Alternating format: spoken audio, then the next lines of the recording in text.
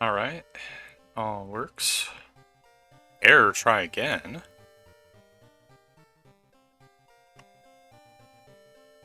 What the hell? No, it should be working now. Okay. It says it's live. Hey everybody, and welcome to another episode of World of Horror.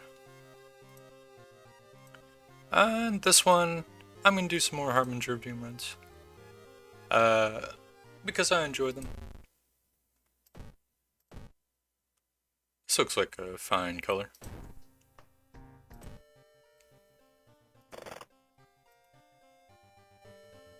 City of Shiokawa, Japan, 1980X. Something strange is happening in our town. Robed figures can be seen gathering in the woods at night. People are going missing. Disgusting creatures are terrorizing the seaside. Hello, Elianli. The rapid technological progress of the modern era brings comfort, but also new unknown threats. Old gods, malicious eldritch beings who ruled the earth eons ago, are awakening as reality starts to crumble. Armed with clues, spells, and dwindling sanity, you'll investigate mysteries across the city and in realms beyond. An old train slows down and stops at its last station. The end of the world's at hand, and you've finally arrived in the doomed town. How are you doing?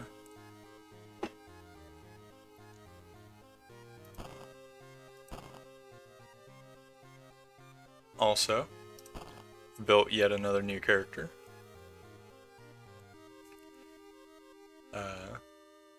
Yesterday. To experiment with more of the features and stuff. So I think I'm gonna start out with her. For the background, I'm doing pretty good. I think I'll do the 7th curse. Because she has shopping perks.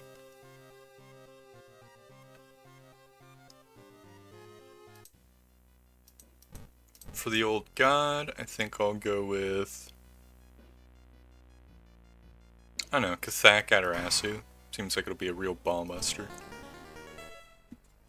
Kathak Adarasu is once again awakening from its slumber. Blinded by its impossible to satisfy hunger, it started to tear down the walls of its cocoon prison. Stop it, before it devours us all. So she starts with Big Spender and Quick Shopper. But that's it, basically. She has terrible stats, except for Charisma and Luck.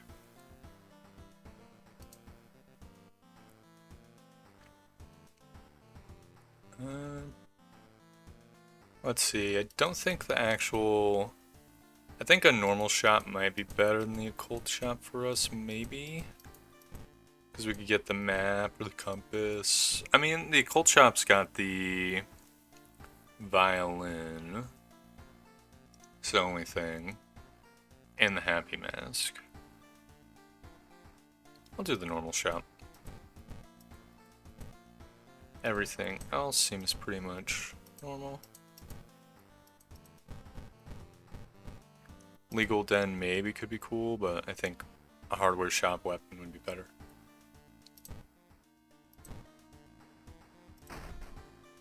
Got nothing in our drawers. Is unfortunate. Get a little bit of XP. He's got 2 outfits. Obviously, I'm gonna go with the A outfit.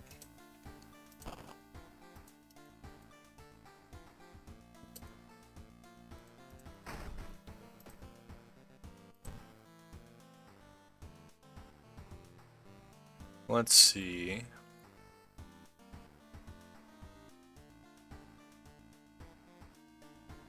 I think I can start with the Salt Shrine. That would be neat. Or I could do normal mysteries as well. It's kind of been a while since we've done a normal run. Yeah, I think that would be a cool change of pace. In which case, I think I mean, I think the coma's fine to start off with. The other one would be to, like, go for the vigil, but I specifically have 10 million funds, so shopping makes the most sense. Curious case of a contagious coma. More and more people fall unconscious and cannot be awakened. People trying to wake the patients up result with them falling into a coma themselves. A whole wing of the town's hospital has been dedicated for the comatose. Is there anything connecting these people? And how did this strange illness start? So first things first, we're definitely going to want a weapon. I think the carpenter hammer is as good as any. Well, the heavy-duty flashlight could be better. It's a little bit slower, but much more accurate.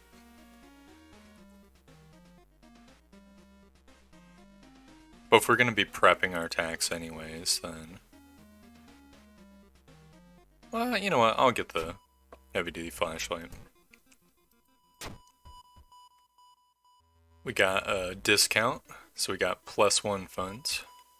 So we are at 2 funds. Unfortunately, it's really not enough to buy anything. We could go to the Witch's Tree or something, or maybe we just hope we get some fundage during the mystery.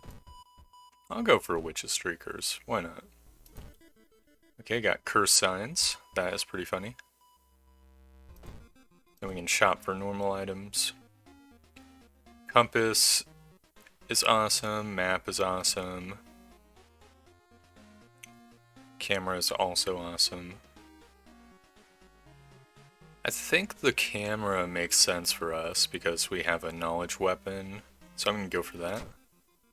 Did not get a discount, so we're down to 1 fundage.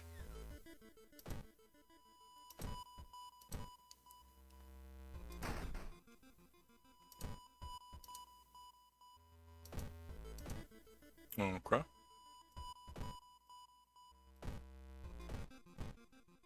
Very good. We can't get an ally, so I'm just gonna not do a luck check. I mean, we'd probably succeeded, but still. Yeah, I probably should do it. I think this is a luck check, so I'm gonna eat the pizza. Hell yeah. +2 stamina, +5 experience points. I'll do the side quest now. I think this is a strength check, so I'm just gonna lose the stamina. Before I get too deep, I'm pretty sure it would be a good idea to go to the schoolyard to get some allies. Oh, who are you? Oh, we can't get allies. I'm a dumb fuck. Oh well. Sorry, students. I completely just got 2 extra doom for that. Oh well. It is what it is.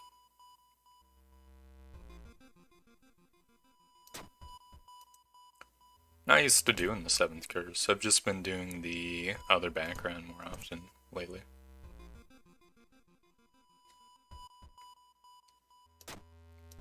Fall down the stairs with the man.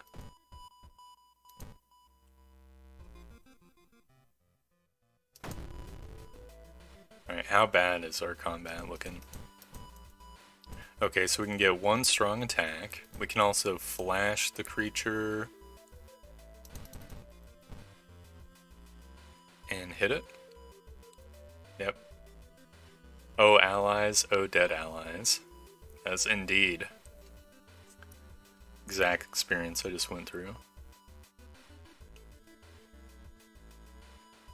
Is this even good enough sequence?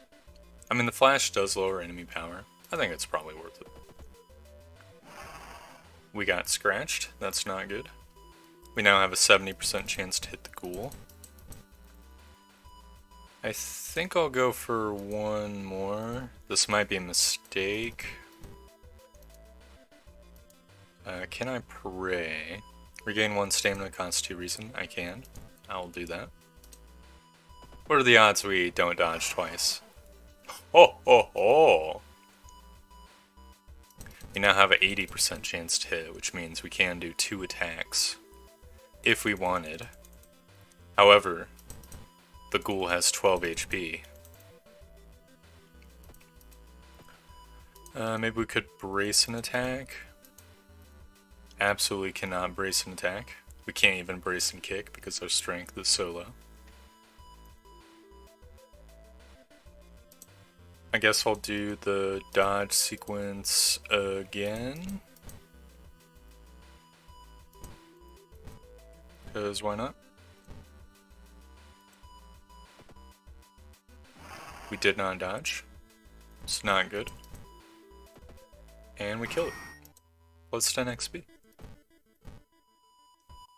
Maybe I should have rested a little bit. Never mind. We're doing good. We could sell the ritual mask. Doesn't really give us enough though. Just gonna rest twice. I know it wastes a little bit of the stamina regen, but you've got to be actually kidding me. What the fuck? So there's the anomaly attendant and the corpse caregiver. Let's see, if we hit this creature once, it'll have 12 HP, so we could handcuff it. Oh wait, we can't even run away, because of Cathanic Atarasu, right? Oh no.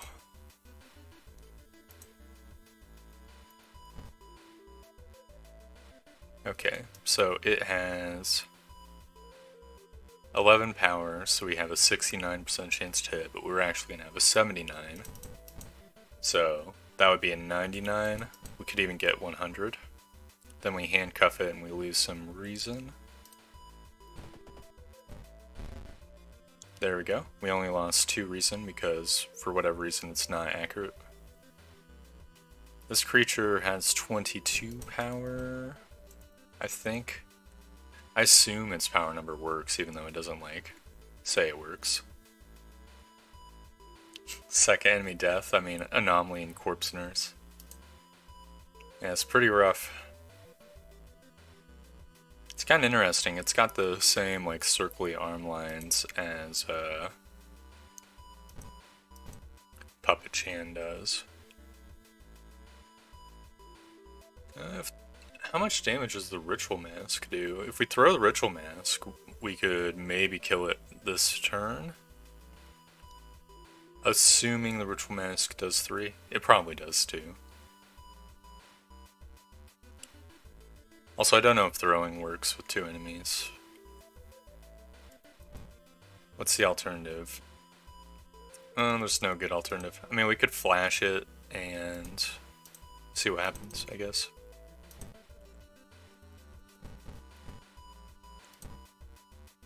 Yeah, I guess I will. So we did dodge the attack, which is awesome.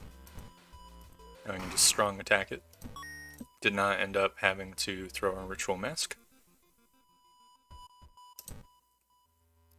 He managed to sneak through the floor, avoiding police, and finally reached the quarantine wing, where all the coma patients were brought in. Their pulse is slowly weakening and the blood pressure dropping. You must hurry. The complete silence of this place hits you when you reach one of the beds. All the patients are dead. Shaken, you sneak out from the hospital. One thing is certain though, with no sick people, it's the end of this weird illness.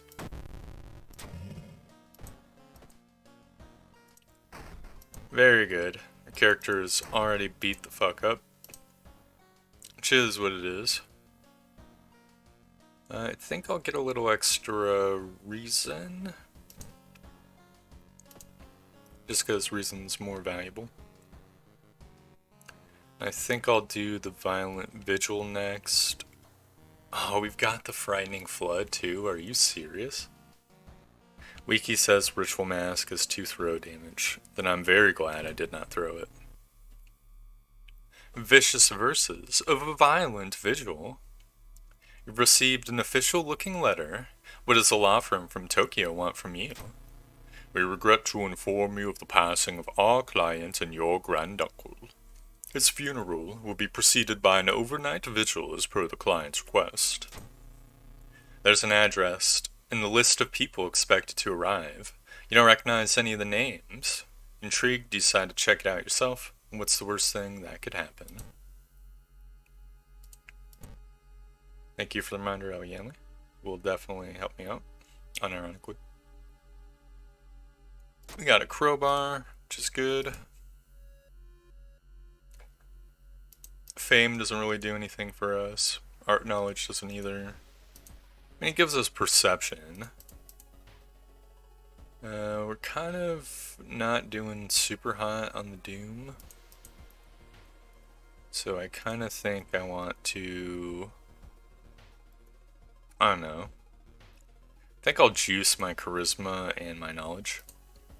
I know that seems weird, but it'll give us even more of a chance to...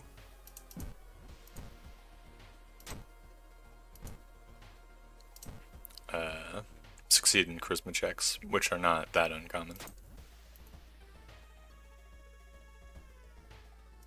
Oh no, is this zone like max threat level?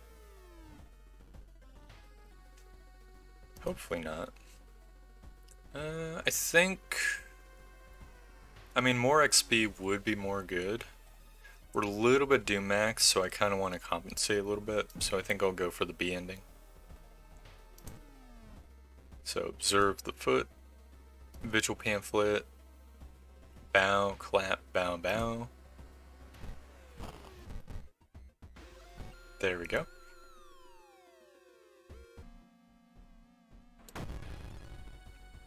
We've got Goblin. This might be one of the few situations where it will actually tear our ass up a bit. Well, it's only doing 2 stamina damage, which isn't too terrible. I think I'll flash it, so that should reduce its... That should increase our chance to hit to 70, so we can just do that. Then next turn we can kill it, probably. The goblin jumps on you and scratches you. I think 190% chance. I'm willing to take those odds. Easy peasy. We do not light the fireplace. Unfortunate. I guess I'll put away the ritual mask in exchange for the cleaver, because the cleaver's gotta be better than the ritual mask, damage-wise. Then we continue exploring.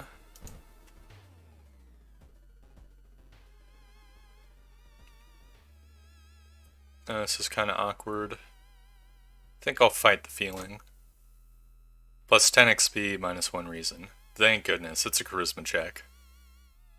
Just one glimpse of the eldritch landscape is enough. You manage to cover your eyes and move to where you can't see the damn window. You feel sick, but at least you're safe for now.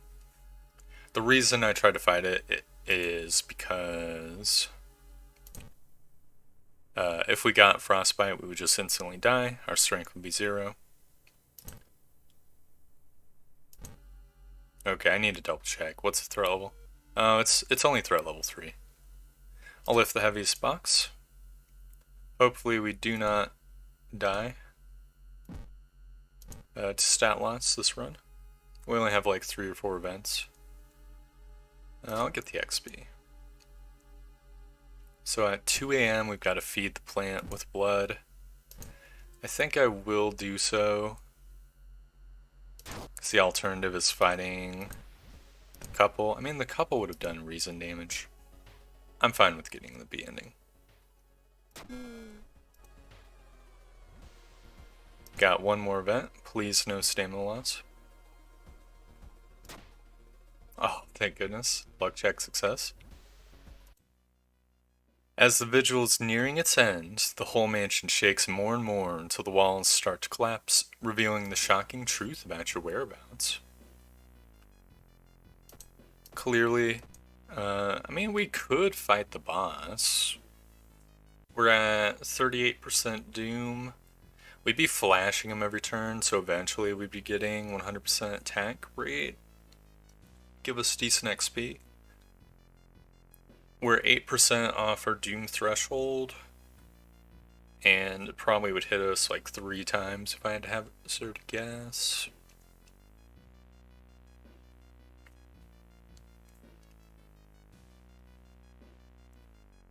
I think it's been a while since we fought this dude. I'm going for it. Yeah, it's only doing 2 Doom damage. Has 15 power, so we have a 75% chance to hit. I think I'll take the gamble. Does that make sense? It does not make sense.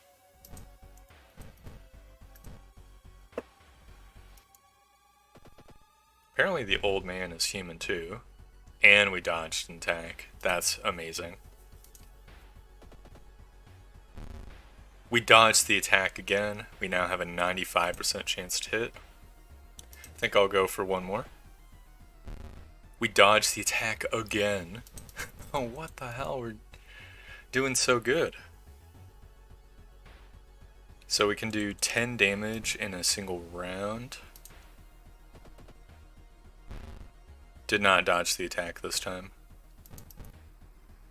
That would bring him down to 15. If we wanted to super void doom, what we could do is throw like the crowbar. Oh, we don't have the handcuffs anymore. Okay. So let's see our options. So we could dodge. We have a 60% chance to not get hit with doom. If we do this, hello Terry Trooper. For every 2 rounds, let's say we get 2 doom, and we do 8 damage. The alternative is to do 10 damage, but guaranteed. I think that's good, and the next turn we can kill him with the Super Saiyan mode, maybe. This is World of Horror. It is a sort of horror-themed RPG game. In the light of like Junji Ito / Lovecraft.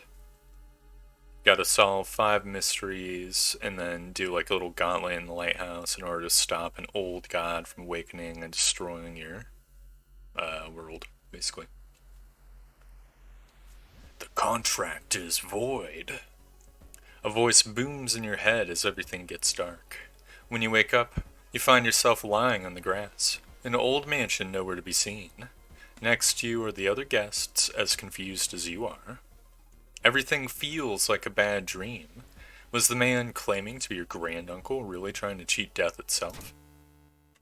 You and the other family members finally exit the forest and leave the nightmare of it behind. One thing is certain though, you'll never open letters from law firms from Tokyo. Got Winds of Plague, no big deal.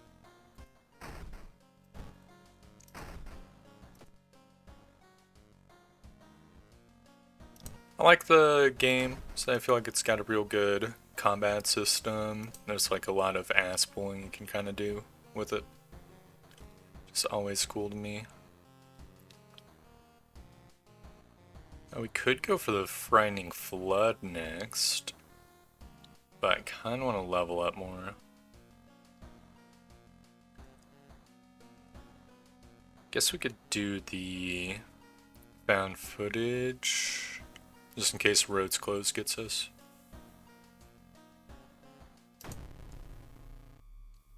So it's better to get this out of the way sooner rather than later. Freaky feature of found footage. 3 students disappeared in the process of making a documentary about local folklore and legends of the nearby forest. Now, on the first anniversary of the event, a suspicious man has started asking questions. He claims to be a private investigator hired by the parents of the students. Except the parents of your friends didn't hire him. Who is he, and what did the students discover out there? Maybe you'll find a clue about their last known whereabouts in the school newspaper. Ah, that's right, the friggin' mansion was maxed out on threat. I only saw 1% Doom gain that one event though. I wonder what was up with that. Either way, we're pretty good on stats. We don't have to rest yet. Got the minus reason jump scare, which is what it is.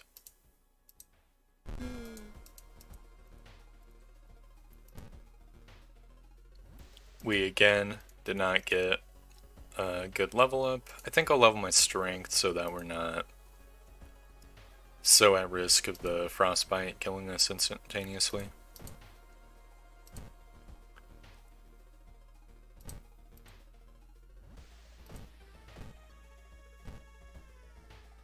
Before this mystery ends, we're gonna need to move the police to the forest as well. Whole Ridden thing is pretty god awful. To get, all things considered, we might have to throw shit at him because we cannot run away because of Kathak Atarasu. I might be willing to risk one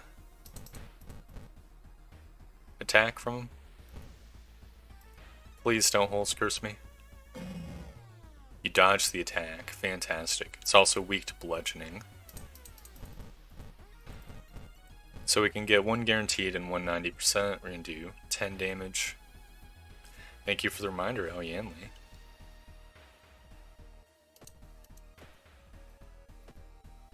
Is there anything we can do to increase our damage?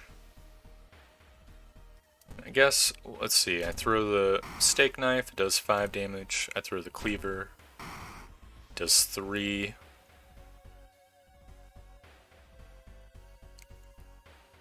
Are we seriously gonna have to throw another thing? Oh, okay. Look, you don't want to fuck around with the whole Ridden thing, it can give you a terrible curse. I kind of want to sell these items for...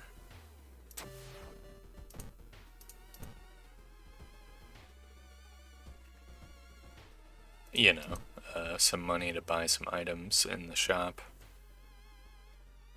Got the patina ring, which is not too terrible. Could sell the ritual mask as well if we wanted to try to get like the map. I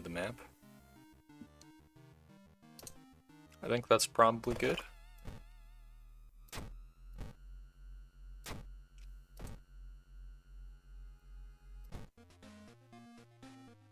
Did get the map.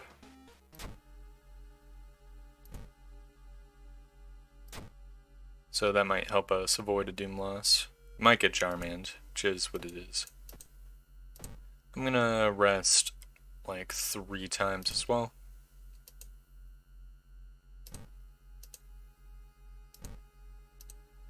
No longer beaten up. Very good. Now we need to go to the police station and put them on the forest. Amazing. I'll take the quick routes. We lose 2 stamina.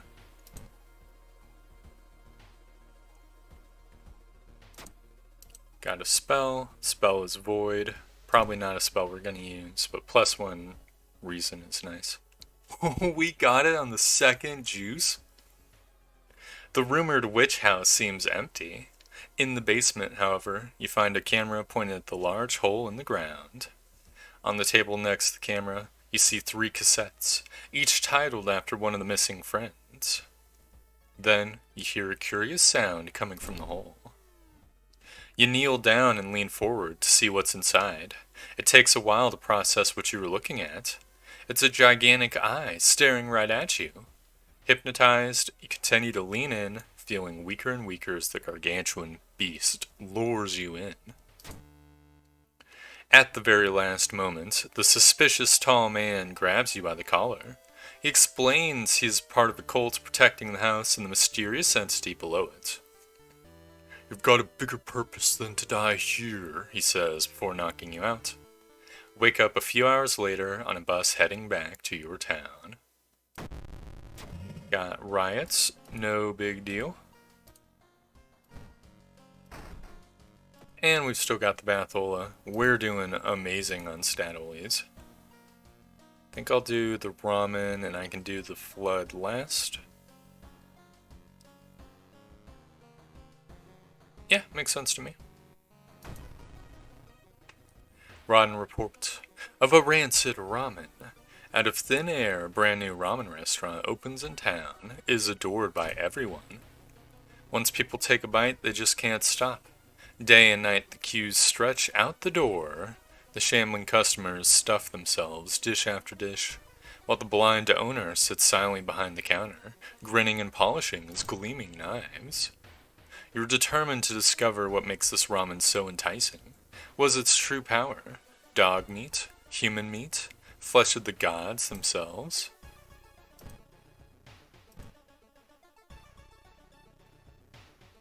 Very good. I think I will take a bath. Luck check success, +1 stamina. Very good. Probably not going to get the A ending. Oh no, we've got the Thousand-Eyed Centipede.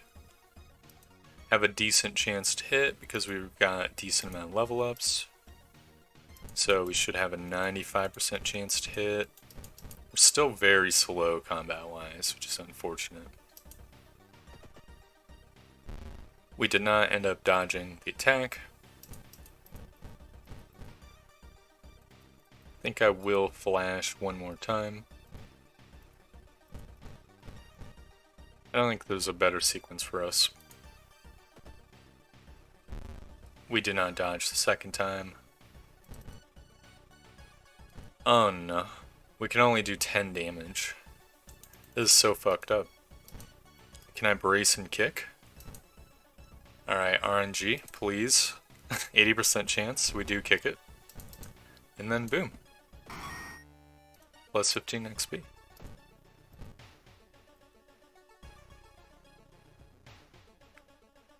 Don't really have that much dex. However, calling the police is +3% doom, so we might as well get closer. Oh, we succeeded. Fantastic.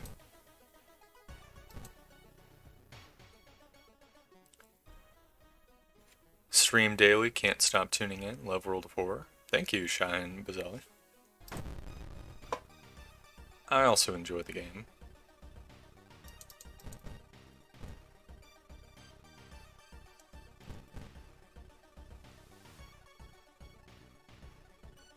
Okay, if we hit both of these, I think we'll kill the weird cult member next turn. Don't think there's a better sequence for us either. I'm just gonna go for it. I mean, we could have flashed it, but maybe that would have been the better thing to do. Hot bath, I guess I will take that. The fame upgrade continues to torment us over and over.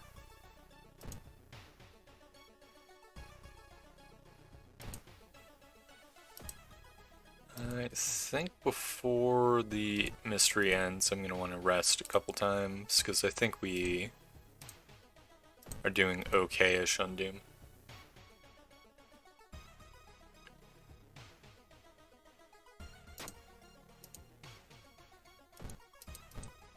Pretty much. Red Bull is pushed in our face. I think I'll hide in the crowd to lose stamina. With the slick hand, you fill a vial with the soup and walk out without tasting the weird dish. With the pulling of some delicate strings, you get the ramen into a lab. While handing over the gathered material, you hesitate. What should you send to the laboratory? A mere day later, your friend rings your door. Her face is pale, and in a shaky hand she holds an analysis sheet. You usher her in and bolt the door. You feel ill looking at the charts. While they couldn't identify some of the particles, they did discover a highly addictive drug in the broth. The ramen restaurant must be closed immediately. A week later, police and an official stand where the ramen restaurant used to be. Nothing remains but a gap in the street and aimless, confused customers. You'd like to believe that was the end of it, but snippets in newspapers from other cities unsettle you. Brief articles about an exciting new ramen restaurant opening up and its mysterious owner keeps showing up. You can no longer eat noodles without feeling ill. Got price hike, no big deal. Take one more Bathola. Reason matters more than stamina for the next boss fight, so just gonna get the reason. We're on our last mystery. We're looking a little bit fucked on Doom. If we get like Doom events, what we can do is we can just rest in the inn, which gives 0 Doom. So that's something to consider. A group of researchers from a university in Tokyo are researching a curious rock formation. It was discovered a few weeks ago by tourists in a village next to Shiokawa.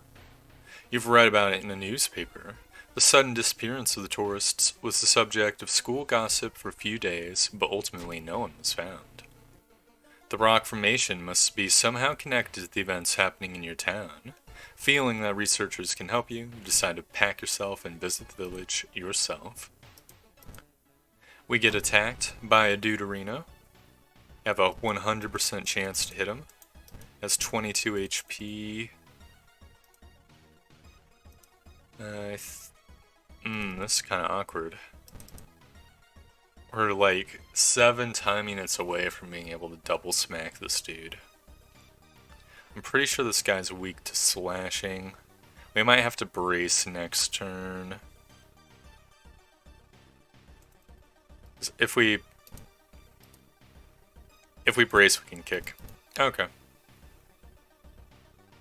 So we do 10 damage, we brace and kick until we get him down the extra 2. There we go. And hopefully he doesn't drench us. He does not drench us. Alright, please RNG, kick him. He has been kicked. We lose 1 more stamina, but then we kill him. Amazing. You've managed to defeat the mysterious assailant, but he flies into the woods before he can tear his mask off. Who was that? You enter the inn, hoping you'll find the research team there.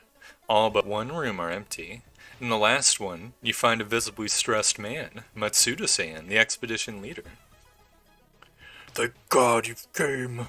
We've been attacked by the villagers and got separated.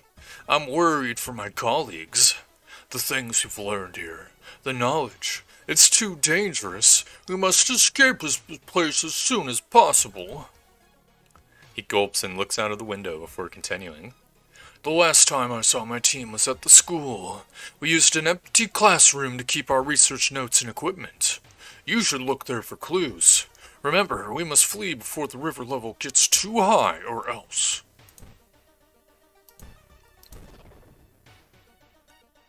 Trail going cold.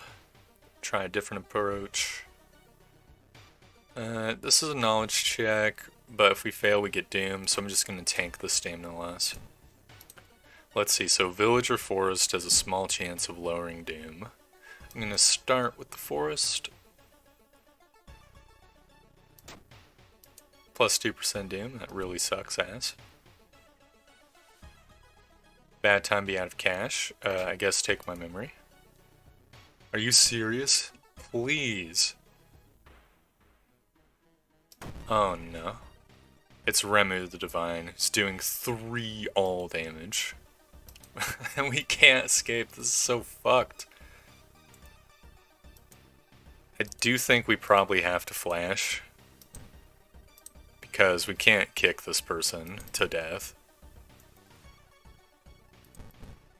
Okay. So we can get a strong attack. Please RNG. We dodge the attack. Okay. So if we flash this time, we're going to have a 100% chance to hit. Remu punches a sore spot. In desperate struggle. 8 plus 8 is 16. Get fucked, Remu. Damn you, Remu. I'm gonna rest at the end.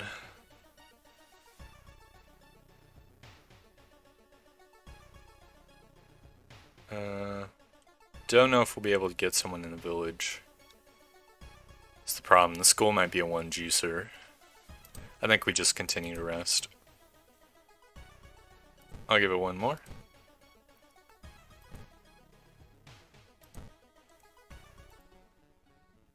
Hopefully the Theologist is enough. Creature's doing 3 reason damage, has 40 power.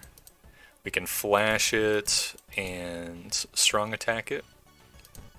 Obviously, I'm gonna strong attack the villagers. We lose 3 reason. Gonna do the same sequence. We dodge the attack. The villagers are dead. Chikura's down to 10 power.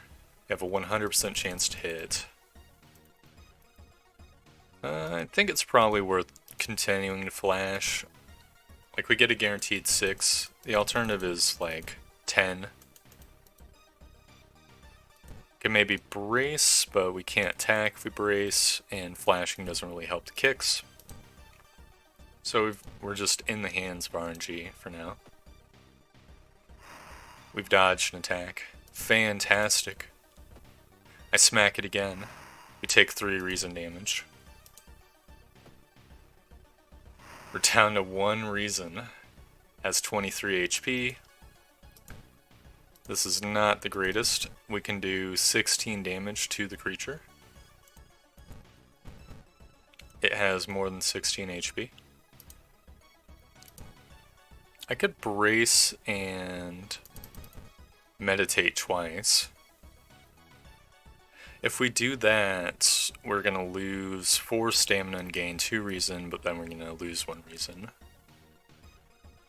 I guess we'll have to do that.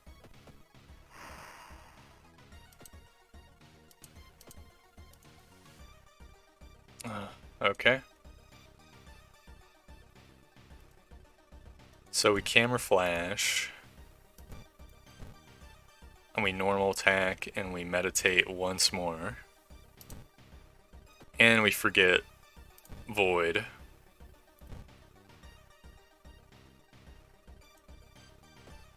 Hopefully it dodges. We did not dodge. We're down to 1 reason. Whoa, fuck.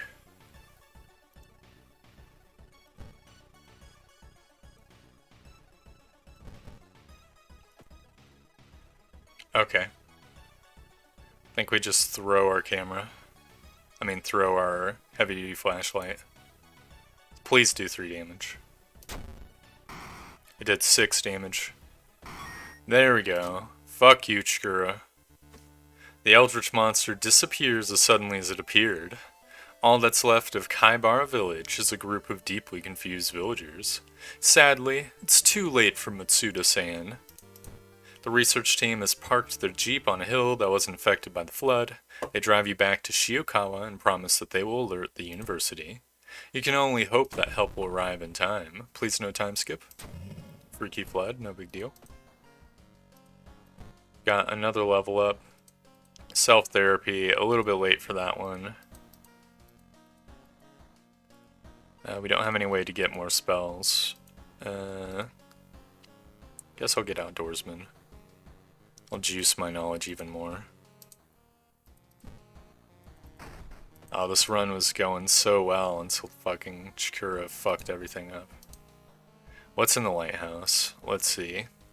So we've got Ear Slurpy Slurp. We don't have a light anymore, so that's -3. Reason. Second Mystery, Takashi. Strength Plugs, that's -3 stamina. And then second enemy, we don't have Long Lighthouse.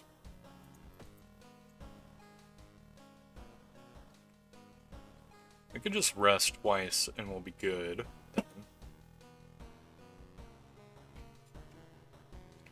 Hell, we might not even need a rest. Because we can go home, take the Bathola, regain a little extra reason. Now we're at 4 and 4. Got the Dust of Seeing. Unfortunately, we have no weapon for Takashi, which is pretty god-awful.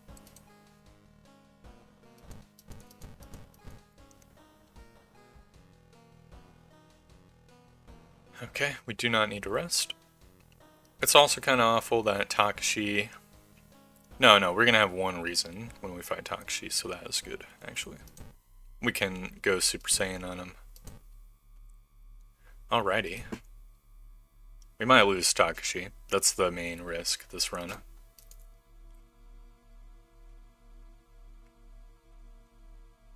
Second one was the Vigil. Thank you for the reminder, El Yenli.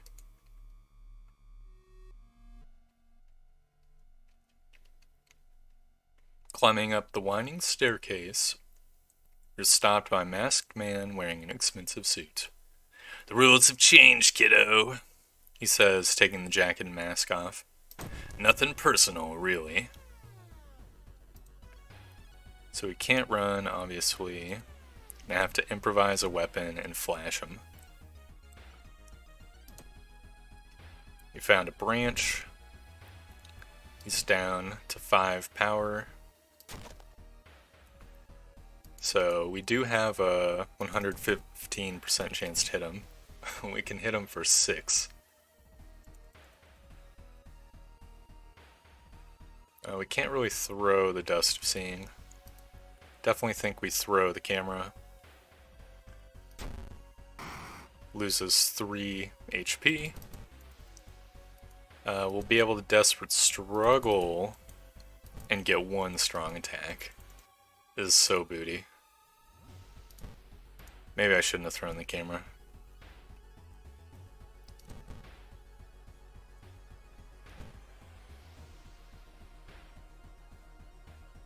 So we do 6 damage. This is blunt, so we're actually doing 8 damage. He does 3 doom to us. He goes down 16. Whatever, I think I'm gonna go for it. We're up to 93% doom.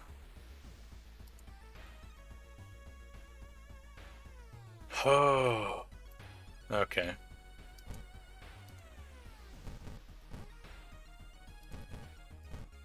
So we could do 6 plus 1 is 7. Plus 4 is 11. There's nothing else we can throw at him. Are we just fucking dead? Are you actually kidding me?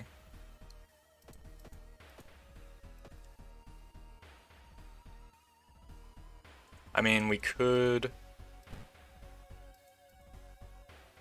brace and kick him. I guess we should do that. Can't throw the Dust of Seeing, right? Okay, I'm gonna brace. We missed the attack. Dude.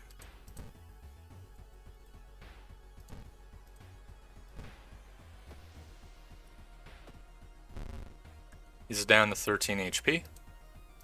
Now we Desperate Struggle. 6 plus 1 is 7. Plus 4 is 11. Plus branch damage. Alright. Takashi. Disconnect the faulty plug. Minus 3 stamina. Second enemy is the Anomaly Attendant. Thank you for the reminder, El Yanli. The dark clouds swirl around the lighthouse. Did you arrive too late? Get those spider eggs out of here. Fuck you, Takashi. Fuck you, fucking Katakarasu. Oh my god, we were so close to death. What the hell? As the unnatural fog slowly lifts, you are relieved and collapse on the floor. The next day, everything feels like a bad dream. You manage to stop the ritual awakening the Eldritch Old God, but what's done is done. It will stir in its slumber again and again until the stars are right again. Congratulations, you are safe for now. Woo indeed. We have survived, just barely. Thank you for the GG, Mr. Miles. What a fantastic and terrible run. I always forget how much of just like a Ballbuster Chikura is. I feel like that has like ended most of my runs.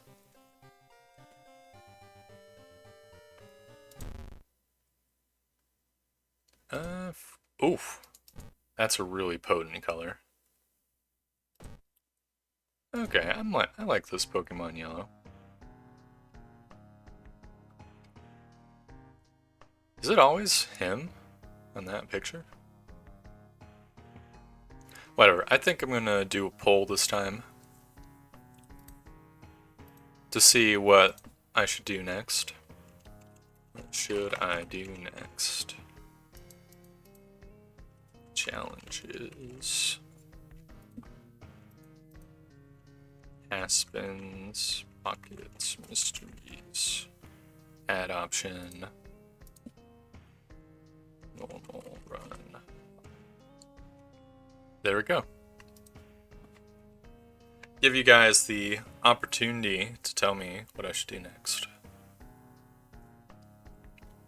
I mean, a snack while you guys do that. I'll give it 1 minute.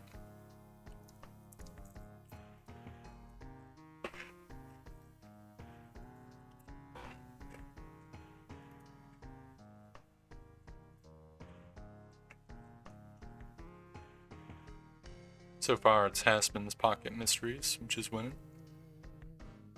With 1 vote. Now it's 50-50.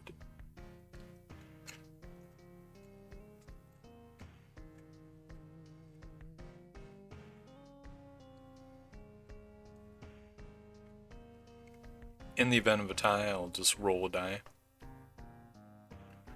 A virtual die for the tiebreaker. In fact, I'll get that rolling right now.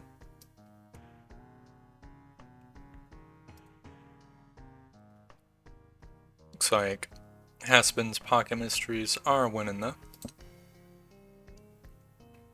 I believe I said this would be a minute long poll. So I'm gonna give it about 10 more seconds. 10, 9, 8, 7, 6, 5, 4, 3. Okay, looks like we're doing Haspin's Pocket Mysteries. Hello, Black Metadoom. How are you doing?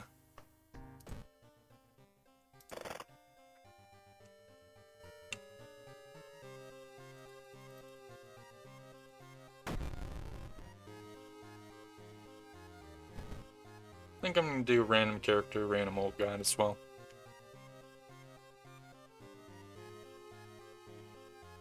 I think it selects a random background too. Doing some needle felting.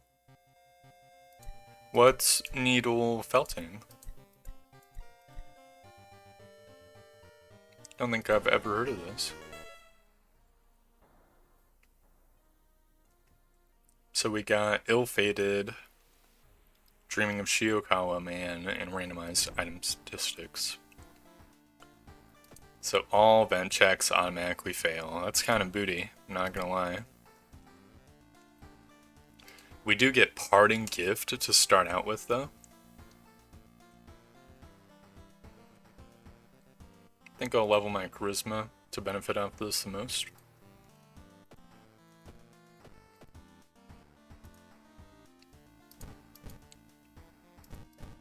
It doesn't count as a event check to get an ally, right? Hopefully not. That would make no sense. Like in the school, I mean. So we got the schoolyard, okay. I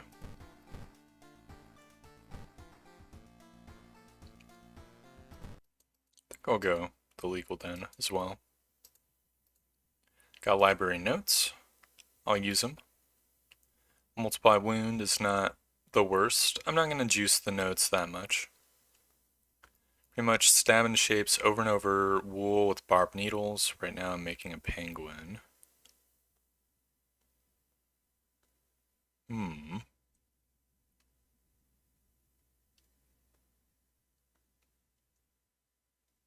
not quite sure what that means.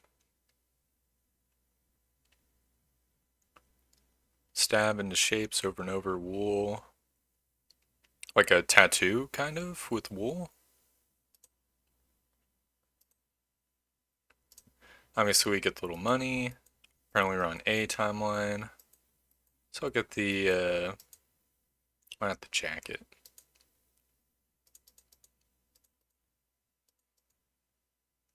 Wait, what happened to my audio levels?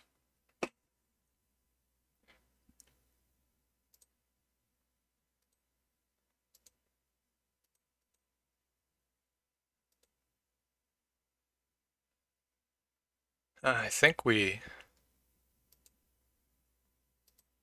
somehow fucked the audio up. Okay, we can save or load after the first mystery and then try to reset the audio. So I don't want to lose, or I don't want to throw away the run. I guess I'll start with the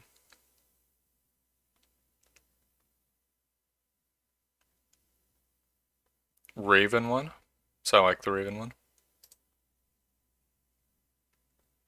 It's kind of like sculpting with wool instead of clay. Okay. Rapid rhyme of a rapacious raven.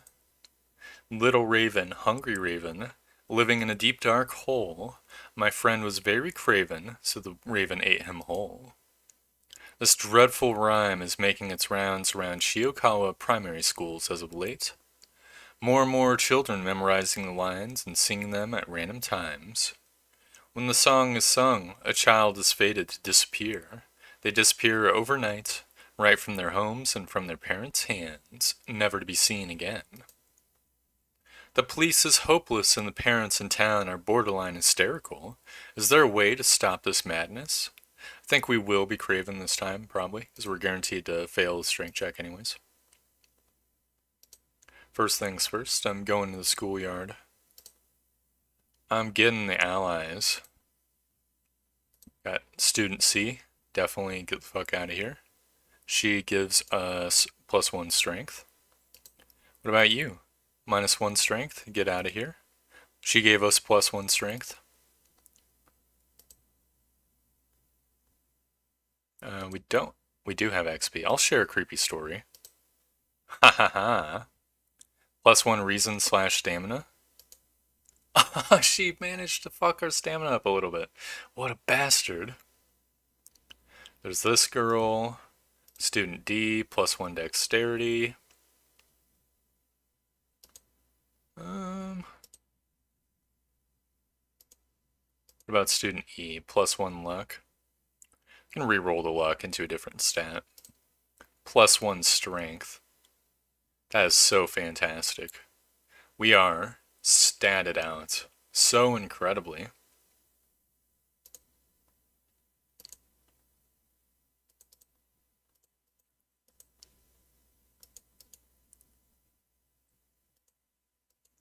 I think I'll go to the Witch's Tree as well. Please, no bad curse. Hallucinations is not terrible. We want a 3 gold weapon.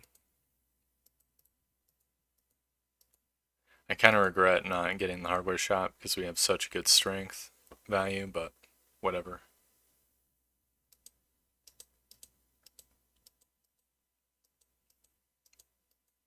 Oh, maybe we need another Witch's Curse. No, I'm just gonna chill. I guess I'll just get like a...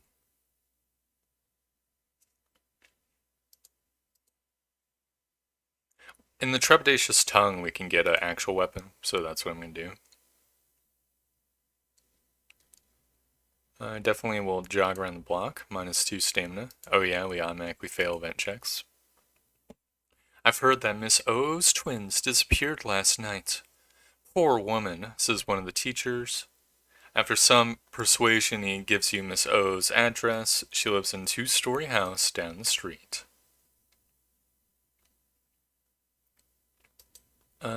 Let's see. I think the No Way Forward gives -reason. The Wait Them Out gives Doom, probably. We do always have a Doom surplus. I'll see what happens. +2% Doom. It takes a whole hour before the flock suddenly takes off in the air, letting you proceed unmolested.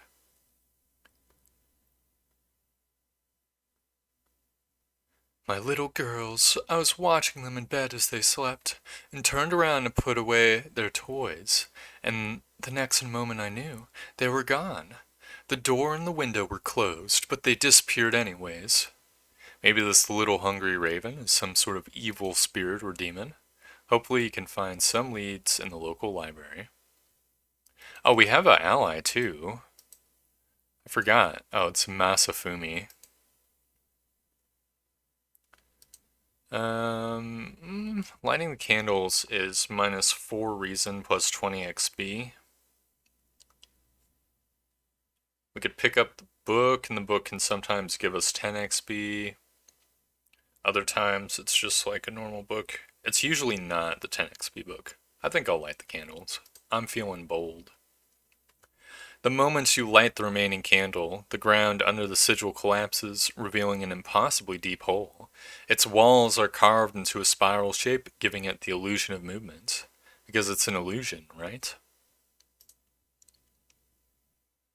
From an old folklore book, you learn about a flesh-eating raven which tormented a certain village. As it turns out, the village is not very far from Shiokawa. When you arrive, you immediately notice it's strangely quiet in here. An old priest is performing a ritual. Kindly refuse. The villagers haven't heard anything about the disappeared children, or any demonic birds for that matter. They do tell you that there's an old lady who's terrified of ravens. She lives in the lone cottage in the middle of the rice paddies.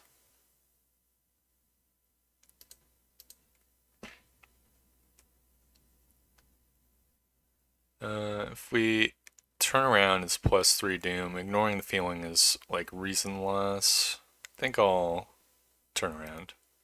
Or I mean the reverse. Turn around is doom. Ignore is reasonless. You knock on the door to the cottage and politely knock on it.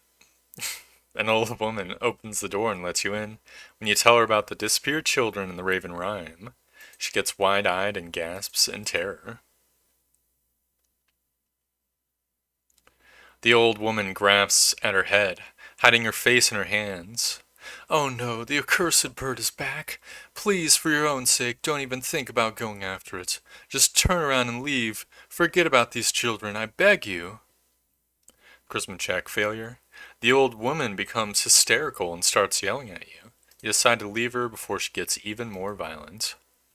Walking down the road from the old woman's house, you suddenly hear some children crying in the distance. It's coming from the direction of the forest.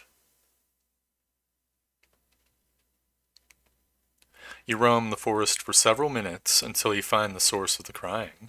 2 girls about 8 years old each. Seeing you, they quickly run towards you, but when you turn around, your way back is blocked by the trees and you could swear were not there before. You try to backtrack your way out of the forest, but it seems you're going in circles. You always end on the same spot where you first found the girls. Then you hear rustle wings above you. The raven perches on the branch of a dead tree and stares down at you silently, its eyes empty and pale. Every fiber of your being is telling you one thing: grab the children and run the hell away. I will be Craven. You grab the children by their hands, turn around and flee. You run in a straight line, but to your horror, you end in the same area as you were before. The raven caws at you triumphantly, its beak unmoving. That's a fucking boss fight? No, what the fuck? Oh, it's a spirit, luckily. Little raven, hungry raven.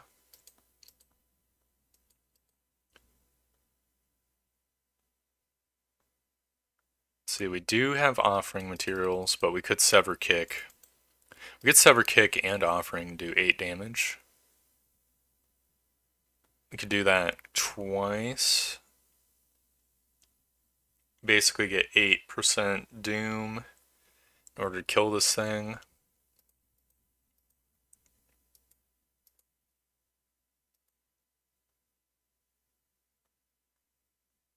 Yeah, I think that would be good.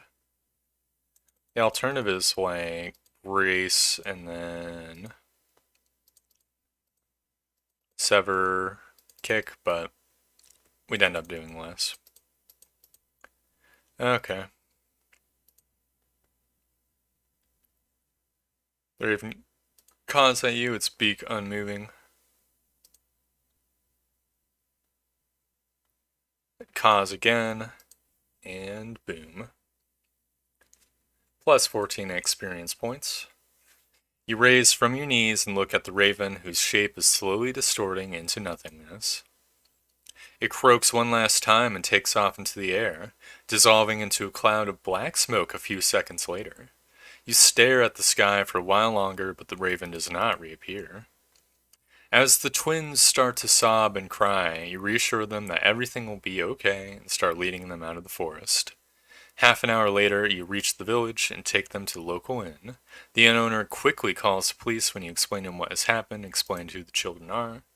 After the police arrives, you are questioned about the missing children. They listen attentively to your story. When you mention the encounter with the ghostly raven, they look at each other briefly. Alright, I think that'll be all. Thank you for answering our questions. Have a nice day. The police will let you go without further ado. As you walk back to Shiokawa, cautiously eye every raven you happen to pass by. The twins are safely returned to Miss OOO, and she personally thanks you for finding them. However, all the other children that disappeared during the Raven Rhyme Panic, as the media dubbed it, are still missing. You can only hope that by banishing the demonic bird, no other child will suffer the same morbid fate. So we got Winds of Plague and a level up.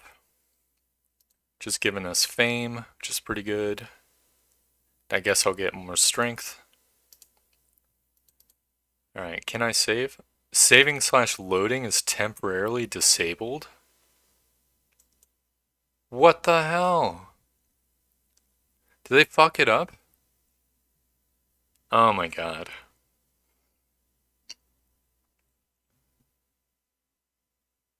Guess we're just doing a silent run.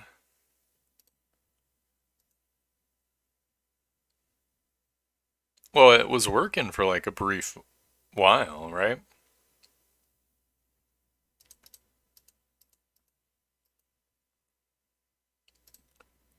Trepidatious Topic of a Teenager's Tongue by Haspin. Daigo, one of your younger neighbors, has not been seen for the past few days. People started circulating rumors that he became gravely ill. His mother refuses to speak with anyone about him, only adding to the weirdness of the whole situation. You decide to check on the poor guy, or at least find out from his mother what's happening to him. After all, how bad could it be? Well, I remember saving with Haru once, and now it's like, Haru is stuck. I can just hit continue whenever I want and play like a halfway through Haru mystery. I guess that's the way it's bugged. You reach the top floor where Daigo and his mother share a small apartment. She opens the door when you ring the bell and smiles sadly. Ah, it's you. Well, if you really want to know, come in and see it for yourself. You won't believe me otherwise. When you enter the living room, you freeze.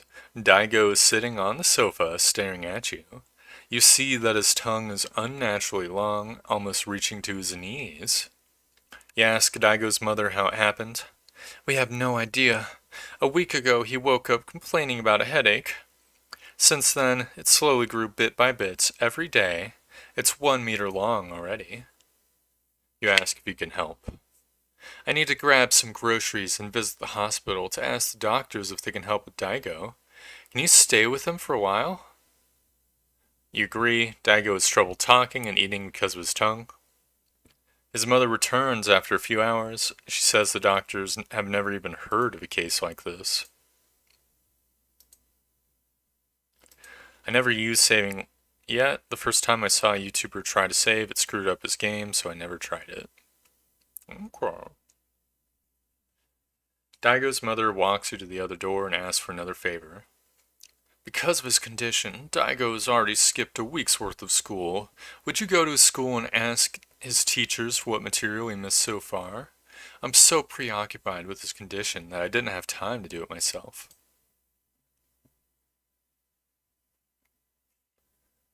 Boom, -2 reason.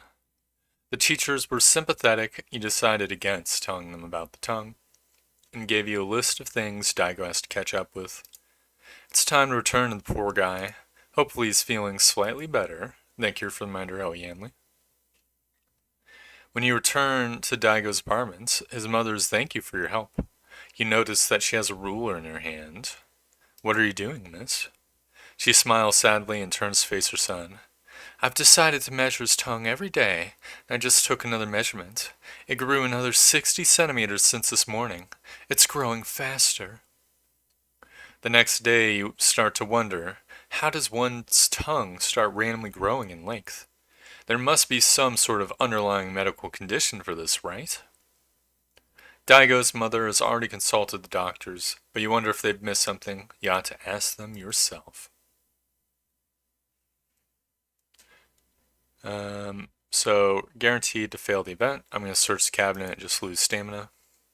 Doctors shrug and are confused about Daigo's condition and have promised to find some solution for it. Sure that they've told Daigo's mother the same thing, you slowly make your way back home. You enter his apartment to check on him, only to see his mother standing in front of him. You gasp when you notice a meat cleaver in her hand. You ask her to calm down. Calm down? How could I ever be calm about this? She drops the cleaver and hides her face in her hand, sobbing. You grab the cleaver to keep it away from her. It grew even longer. It's now 2.5 meters long. This is terrible. He's a monster. A monster. She runs out of the apartment, crying. She can't abandon him like that. You ask Daigo for some patience as you go to fetch his mother back. No longer able to speak, all he can do is gurgle and nod his head. I'm going to rest 2 times. It's a little bit super duper doom maxy, but it is what it is. We have no dollar dues, so don't have time to buy anything. You find Daigo's mother and she agrees to return. When you two return to their apartment, she suddenly screams and falls backwards in terror. You run inside and find Daigo sitting on the floor. You gasp in horror when you realize his own tongue is wrapped around his neck and is choking him. You rush to help him, grabbing onto the slick, slippery tongue. Only then you notice something at the very top of it. Is that a mouth? The monstrous tongue lashes out at you, quickly unwrapping itself from Daigo's neck. It begins choking me. We have a 40% chance to hit. It has 16 HP, so we're going to lose 4 stamina as we slash the oral alien. Okay, it's weak to slashing, apparently. And I slash it again. Easy peasy. Choking and gagging, Daigo collapses the floor and vomits the strange creature out, along with copious amounts of blackish blood. As for the eldritch tongue itself, its spasms come to a stop in the large puddle of dark liquid. Your neighbor gasps for air as his mother helps him back onto his feet and moves him to the nearby sofa. Much to the relief of you two, Daigo already looks much healthier and even has regained his ability to speak. Thank you for everything, he gasps, wiping his forehead with the tissue, slowly calming down. That's when you notice his mother, her eyes fixed on the dead alien tongue, has grabbed a ruler. You ask her what she's doing. I just want to know, Daigo's mother says with a trembling voice. She kneels in front of the creature's slick corpse and takes the final measurement. It was 4 meters long. Daigo's mother has the remains of the alien creature destroyed at the crematorium ran by one of her relatives. Daigo soon gets better and returns to school. But since that terrible day, you're constantly conscious of your tongue, and you can't find a place for it in your mouth. It feels like it doesn't belong in there. We've got price hike, no big deal. We have no dollar dues anyways. Get a bathola. We're back to operating capacity. Have 3 mysteries remaining. I think the tongue was the second enemy too. So that's good to note. Guess I'll do the log next. Languishing log of a leeching loom. Shiokawa has become the center of a minor fashion craze, thanks to a talented seamstress. Meanwhile, strange disappearances plague the town since last week. This includes Yamato-san, your neighbor. He disappeared yesterday, but because the police is swamped with similar cases, your neighbor's asking you to find her husband.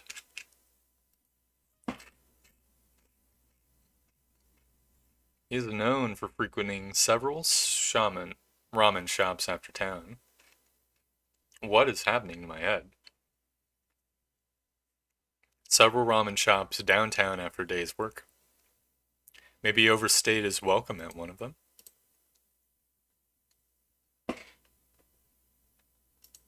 Cool, we got a Cult Diary, minus 3% doom.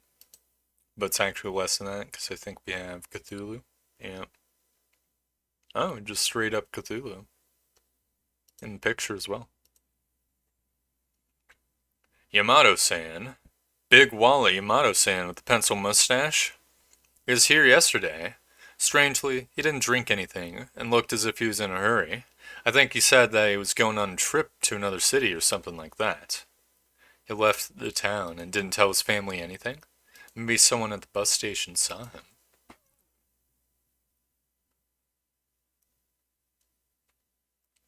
Again, we have ill-fated, so just gonna let them argue. At the bus station, you learn that Yamato-san was asking about the seamstress. He wasn't the only one to do that recently, as several other married men have also asked about her and have disappeared soon afterwards. You should return to Yamato-san's wife with this new information.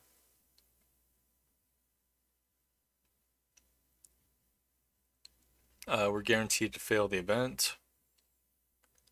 If we get closer, we're going to lose a reason and then have to rest anyway, so calling the police makes more sense.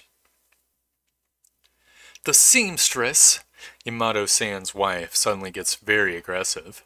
I told him I wouldn't buy any more clothes from her. Does he think I'm a liar? Is that his reason to abandon me? After calming your neighbor down, you get the mysterious seamstress address.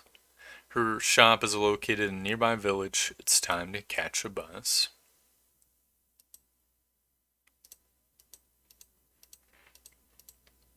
We find a rotting corpse covered in poison ivy. We can do 2 attacks for 4.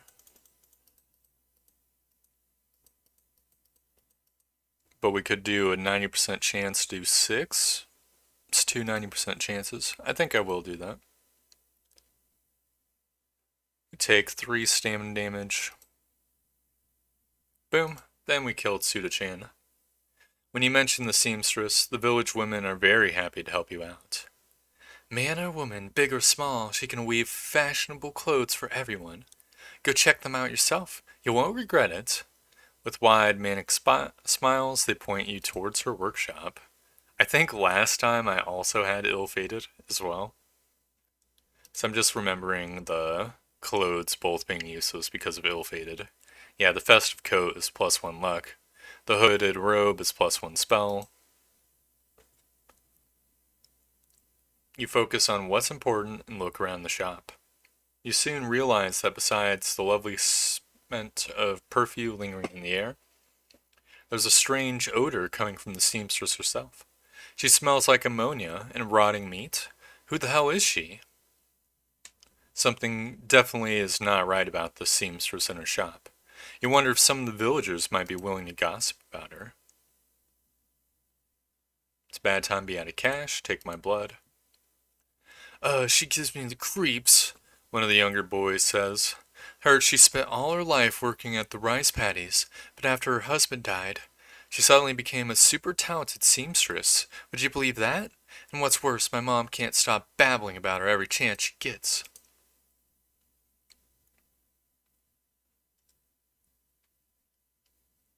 If we accept, we're just gonna get like 2% doom. If we decline, we're gonna get injured. By injured, I mean like -2 stamina. So I might as well do that so I don't have to rest. You learn some more information about the seamstress. She only works at night with an old loom that she found in the ruined manor by the river. in which she had moved to her house right before her husband died. As the sun sets behind the horizon, you creep towards her workshop, the lights are on and the doors unlocked. Entering quietly through the open door, you hear the clattering sounds of the old loom at work. You walk down the stairs into the basement and find the macabre seamstress working on her newest masterpiece. The loom clunks and clatters while the cloth is being drawn from the bathtub. Two bloody pink intestines, slick with blood and bodily fluids, and still connected to the corpse inside. This is the source of the exquisite fabrics popular among women of Shiokawa, human flesh spun and weaved into high-quality silk through the eldritch power of the cursed loom. You gasp audibly when you recognize the face of the corpse in the bathtub. It's Yamato-san. Your neighbor's intestines are being used to create another set of clothes. You turn to look at the loom again, and notice that the seamstress is staring right at you. Before the old lady can even stand up, you run upstairs and out of the manor. You stop only when you reach the local police station, telling cops about what you've just seen. 1 hour later, 24 policemen are busy turning the old house upside down. They find the butchered corpses of every man who has gone missing in the past few weeks. The next day, you watch the TV report about the macabre loom and the police's investigation and shiver when you hear that the seamstress has escaped the police. She's out there, and she knows your face. You know, I kind of like this mystery, actually. Not just because it has, like, a specialized shop, which I think is cool for a mystery to have. That's a good idea. I like that. So I'll get folklore studies and get some more strength. Maybe I'll get Dex. I should have looked at the lighthouse. I'll get Dex in case it's a Dex lighthouse. Let's see. Is it not? Oh, it is a Dex lighthouse. If we get long lighthouse. Okay. Semi-vindicated. Just because the concept is pretty cool.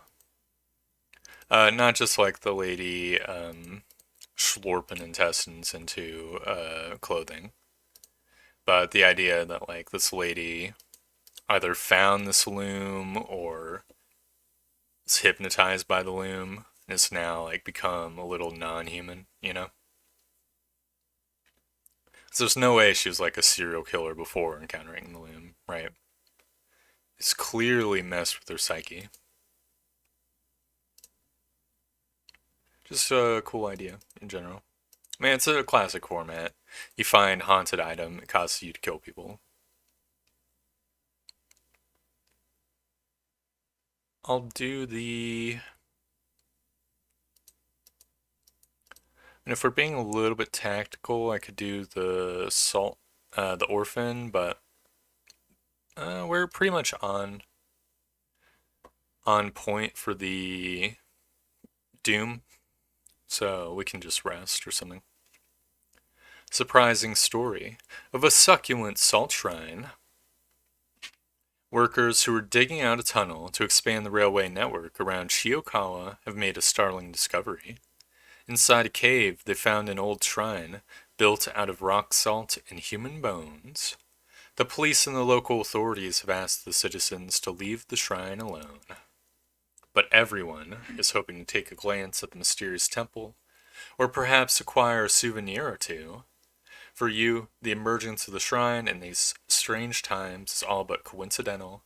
There are questions you have, and perhaps you can find some answers inside the shrine of salt and bones.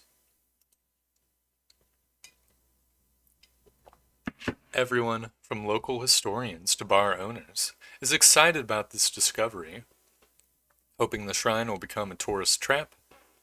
Intrigued, you decide to check it out for yourself. But first, police station, seaside, boom.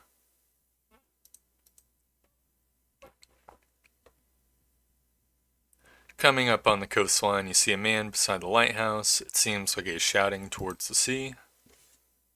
You get closer and it sounds as if the man is chanting some strange language to call attention to an old god. Perhaps from deep below the sea? Suddenly thunder strikes as he raises his voice. An air of dread washes over the coastline and you are unable to shake it. Time is running out. Either something terrible has happened, or the authorities really mean it. The area where the shrine was found has been put under lock and key, and policemen are turning the locals away. You wonder if there's another way in. I'm going to see what happens if you fail to pick the lock. Dex check failure. It takes a long time before you open the padlock on the chain. It's a miracle no one caught you. You make it look like it's still secure, and you'll have to find it, and you'll have an easy way in. So it's plus 5 XP, plus 2% doom. Interesting. That's not that bad, and if you succeed, it's probably more XP, no doom. The origins of the builders of the strange shrine are shrouded in mystery. Perhaps you can learn something about its past from the City Hall archives.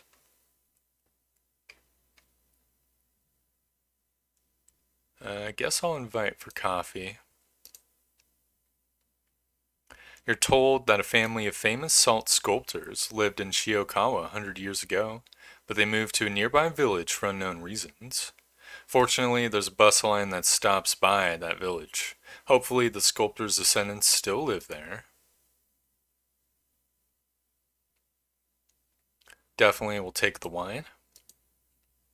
It's just the superior bottle item. An elderly villager shakes her head. That family's long dead. Violence and insanity have claimed their lives. Their grandson lives in the nearby forest, but nobody's seen him in years. I would stay away from him if I were you.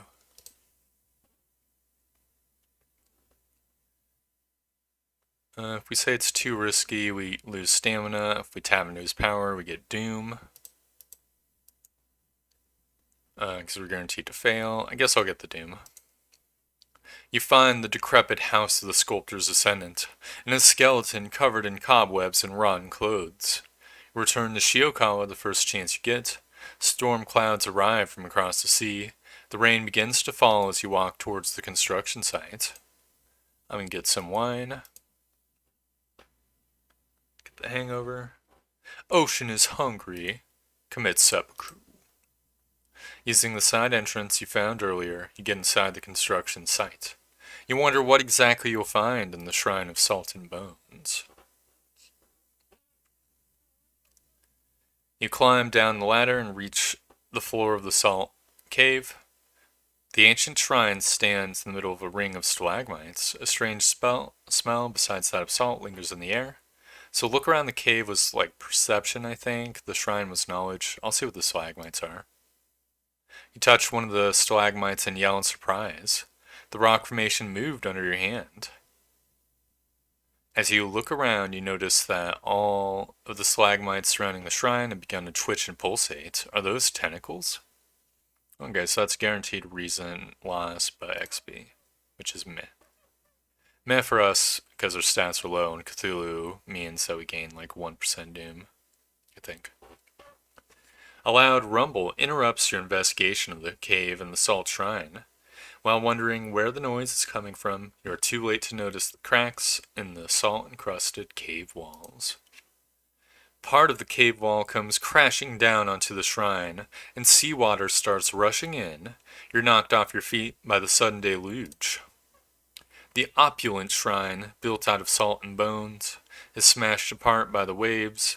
You wrap your hands around a large stalagmite to avoid being swept by the current. A curious whistling sound makes you turn around. It takes you a while to process what you're looking at.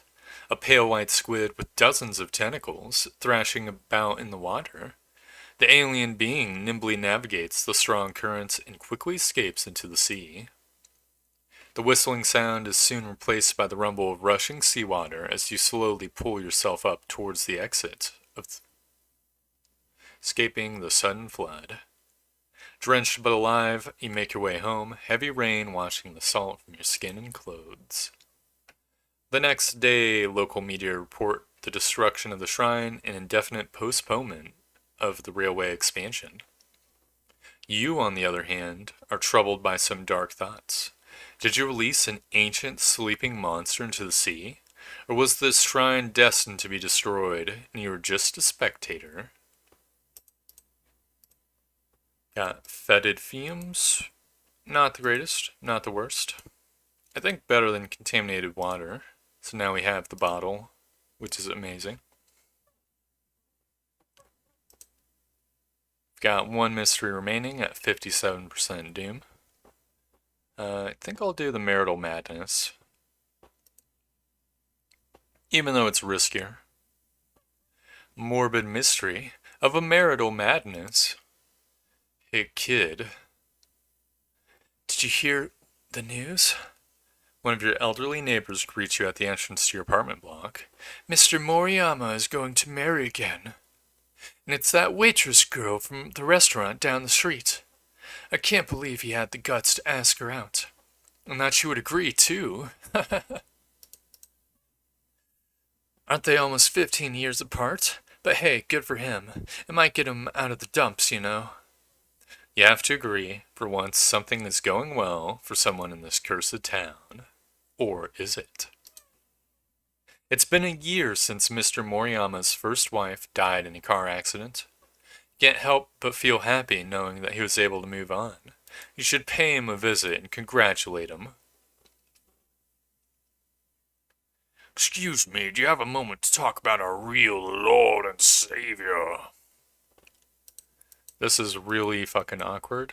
So if we hang up immediately, we're gonna lose like 1 or 2 reason. I can't remember. Also based on threat level. So we gain a little bit of doom. If we loosen the man, we lose 3 reason, so we'd go down to 6, but we'd lose 5% doom, but we'd probably gain 2% doom. But we'd still be net down. Fuck it, I'll hang up. -1 reason.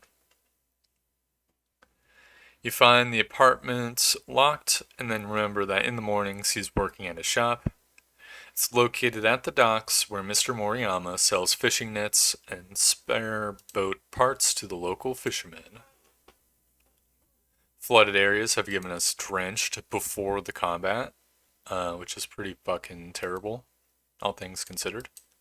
We do have fame, so we should be still fine-ish, though. When you enter Mr. Moriyama's shop, he's happy to see you and greets you warmly. When you congratulate him on the upcoming marriage, he suddenly goes silent and turns away from you. Is something wrong, Mr. Moriyama? Charisma check failure. You try to get an answer out of him, but he changes the subject and fidgets nervously. After some time, he asks you to visit him at the local cemetery in a few hours. Very strange. Why was he so secretive all of a sudden? You decide to find out what's happening. About 1 hour later, you decide that it's time to meet your neighbor. The cemetery is located downtown. When you enter the cemetery, it's eerily empty. You spend a few minutes walking between the graves before you spot Mr. Moriyama standing before his wife's grave. Your neighbor is clearly startled by your presence. Ah, why are you here so soon? I still have things to do. That's when you realize someone is standing behind him. You open your mouth in utter shock and disbelief when a rotting corpse steps from behind Mr. Moriyama, clutching onto his arm. Your neighbor doesn't seem disturbed by your presence at all. When you ask Mr. Moriyama if that's Fuyuko, his dead wife, he fumbles over his words, trying to come up with an explanation. The ghastly woman exhales in your direction, and suddenly the air around you becomes numbingly chilly. Shaking from the extreme cold, you flee the cemetery. Rubbing your arms to warm yourself up, you hastily return home. Was that ghastly woman truly Fuyuko Moriyama? But how is that possible? You realize that despite her living in the same apartment block as you for years, you know very little about her. Maybe some of the other neighbors knew her better. If we power through, we're just going to get an injury because we have the background. So we might as well just lose 1 reason. One of your neighbors mentions talking with Mr. Moriyama about his dead wife over a couple drinks a few weeks ago. He said that she lived in the same village as he before they moved to Shiokawa together. The neighbor then points you to Mr. Moriyama's hometown. Fortunately, it's not very far from Shiokawa. You arrive at the village where Mr. Moriyama grew up. There's about 24 households. You can be sure everyone knows everyone around here and their pasts. Finding information will be easy, right? Luck check failure. The locals remember your neighbor all right, but asking about his wife results in confused stares and shrugging shoulders. No one in the village has ever heard about her. Riding the bus back to Shiokawa, you grimace. Why would Mr. Moriyama lie about where he met his wife? Is there something else he is hiding from you? You won't know until you ask him.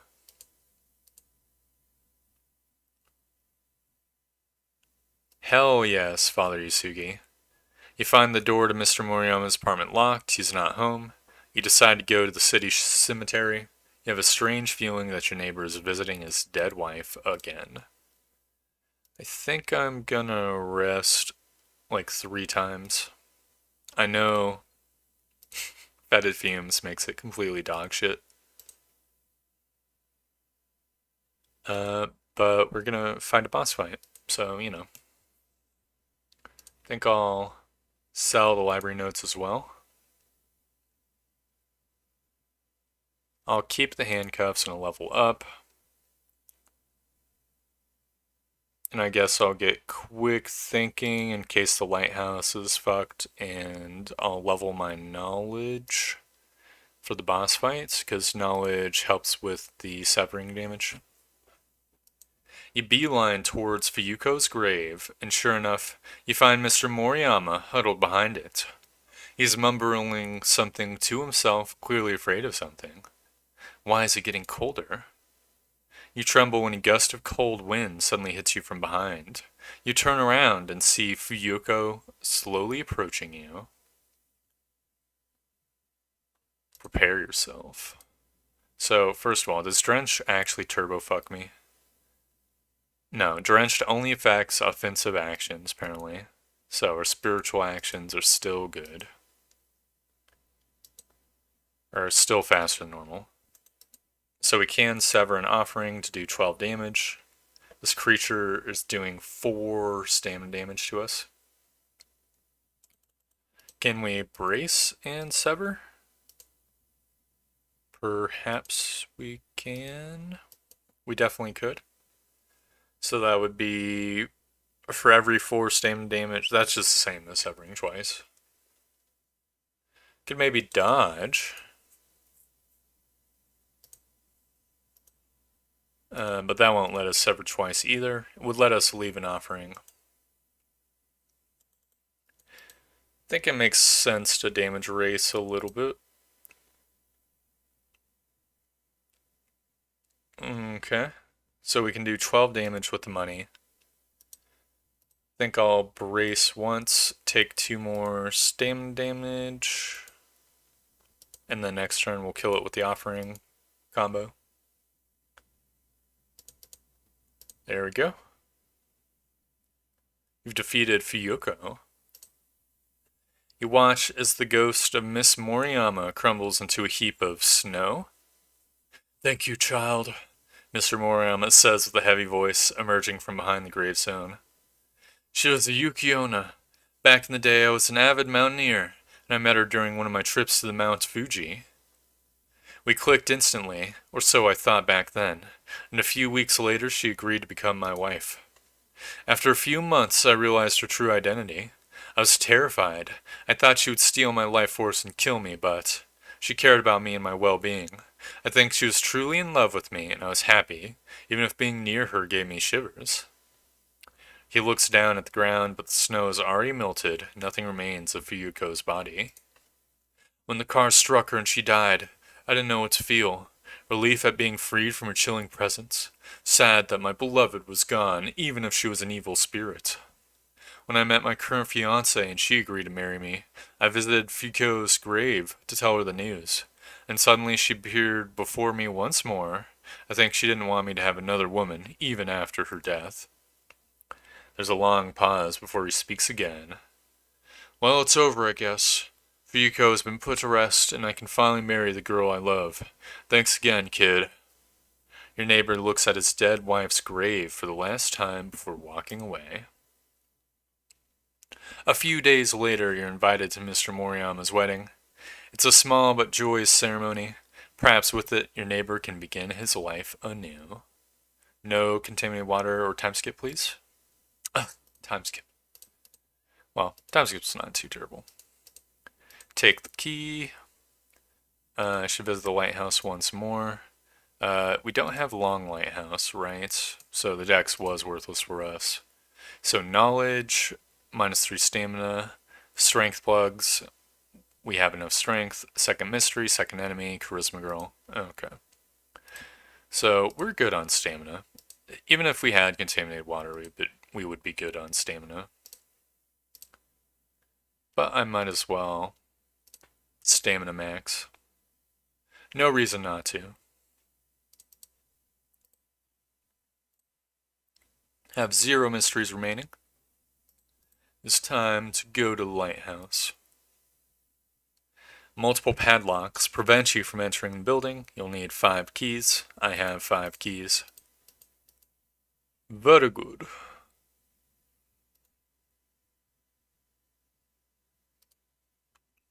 We have nothing in our storage. I'll just start climbing. We could send Masafumi off because there's no Takashi, if I remember correctly. It's like a 1 in 6 chance of helping us out. I think I'd rather just tank the damage loss. I would feel really dumb if we did fight Takashi.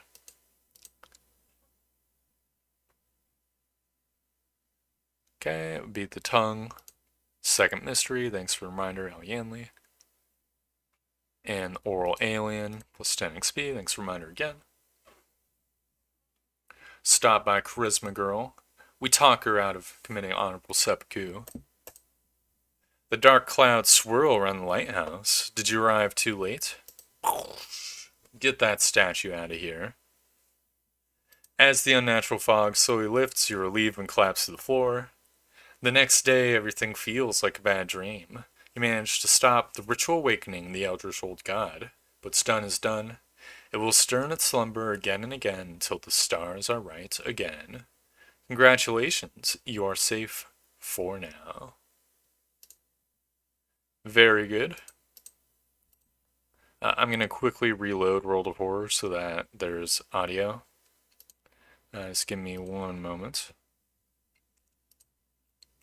Now it's loading back up. Oh, think I hear audio. Awesome. The audio is back. It's no longer quiet as hell. That was a pretty good run. Not too difficult, not too easy.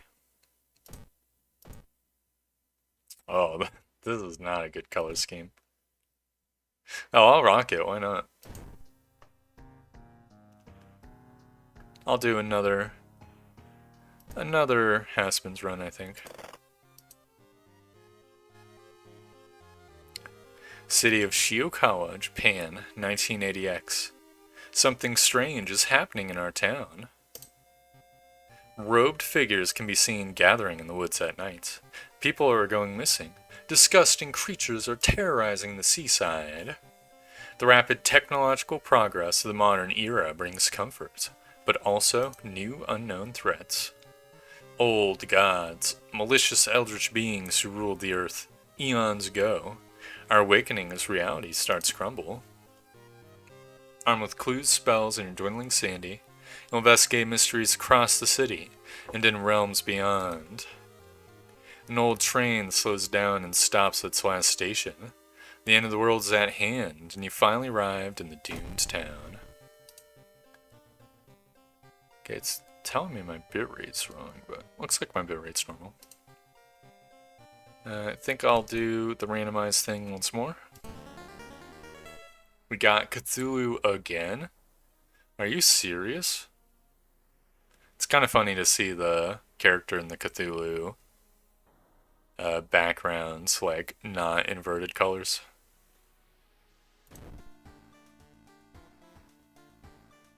Dude, why do we keep getting ill-fated? What the fuck?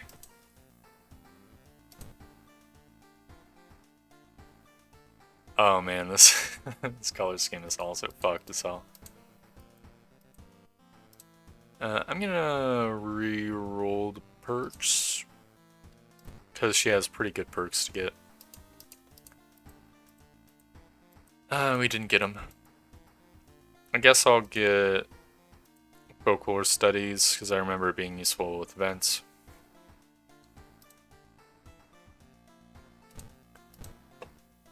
I think I'll do the normal shop and the history club and the hardware shop. There we go.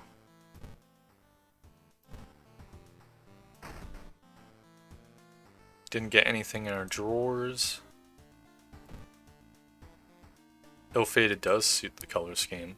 I think we're also in the B timeline. Maybe, because we have the mummy outfit.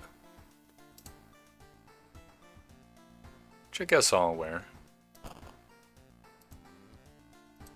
Take the Bathola. Get a little extra XP. And we're off to the races.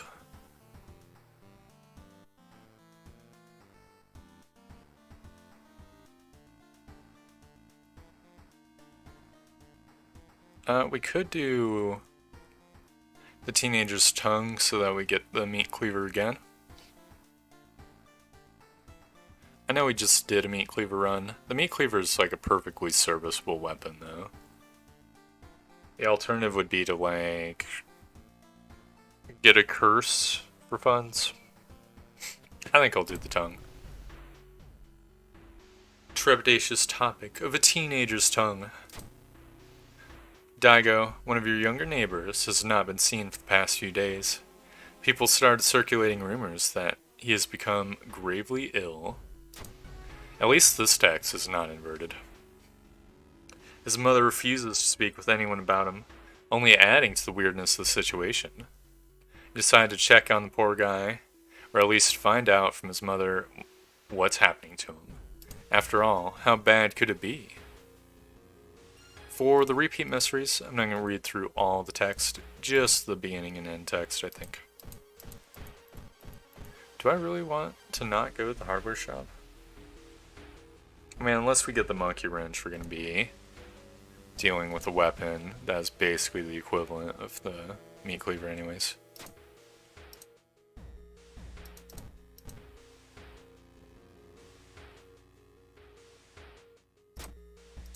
Man, this is this is rough. Teachers were sympathetic. They give us the stuff for the kid. Boom.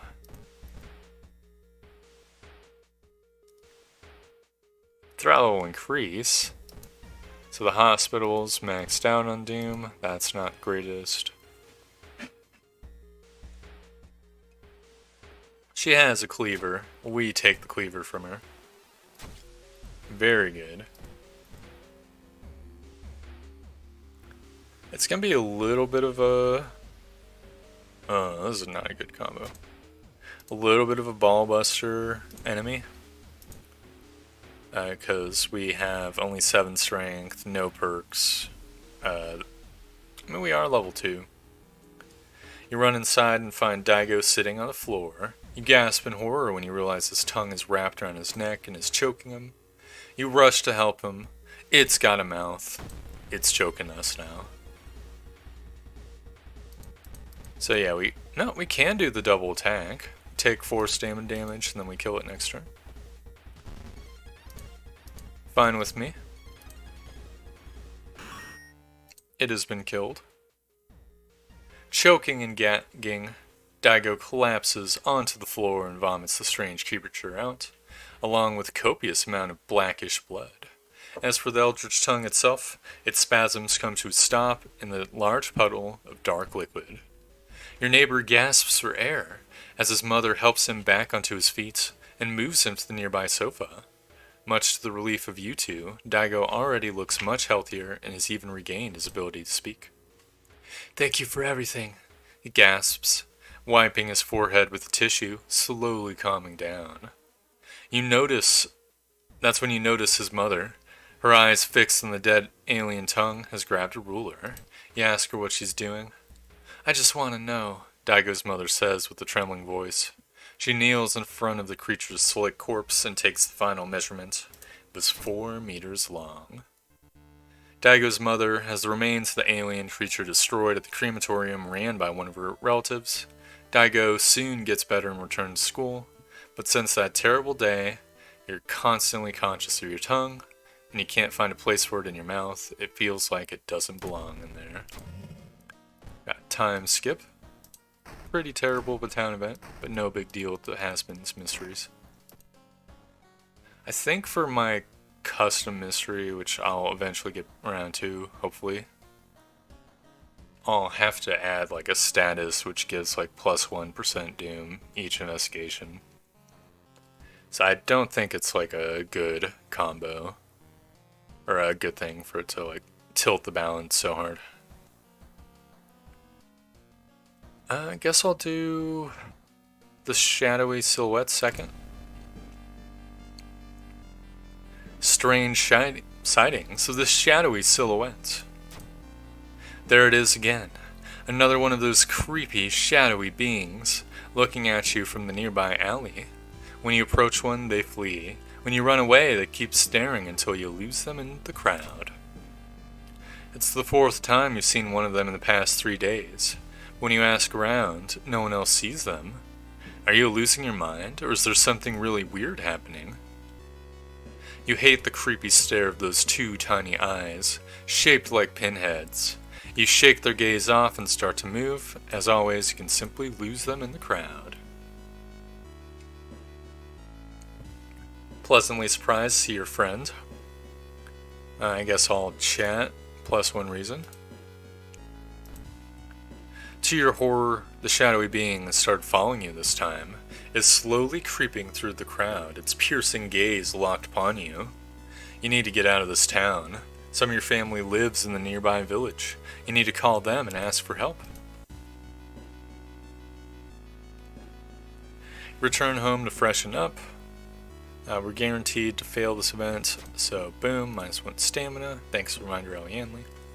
During the phone call, your cousin is obviously put off by your sudden request, but is accommodating enough to let you stay for a while, at least for tonight.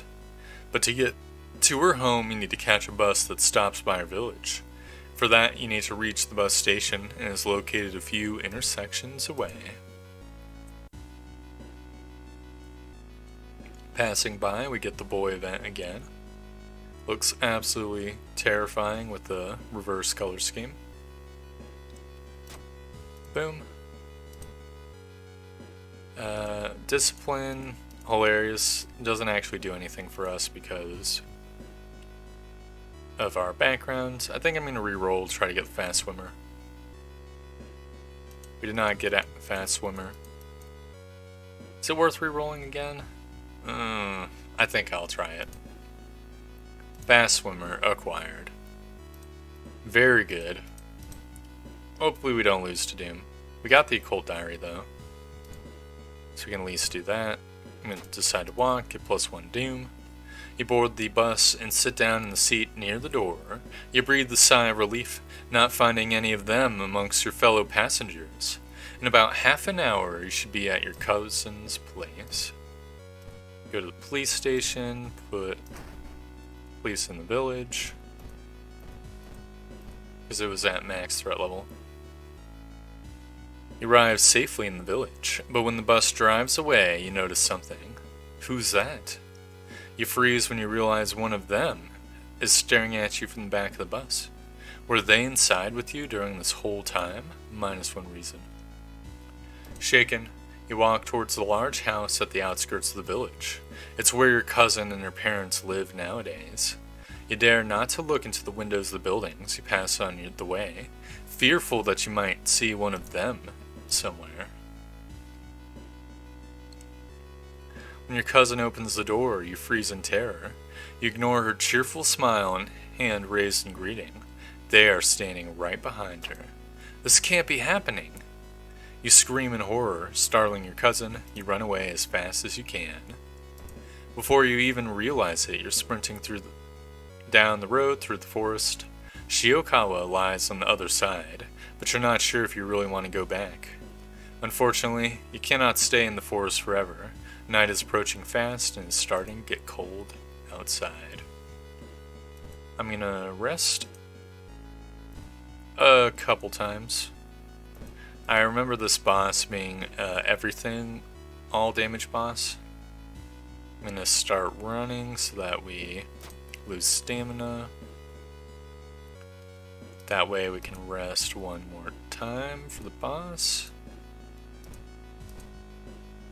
I feel confident in being able to fight it because we have 8 strength and fast swimmer.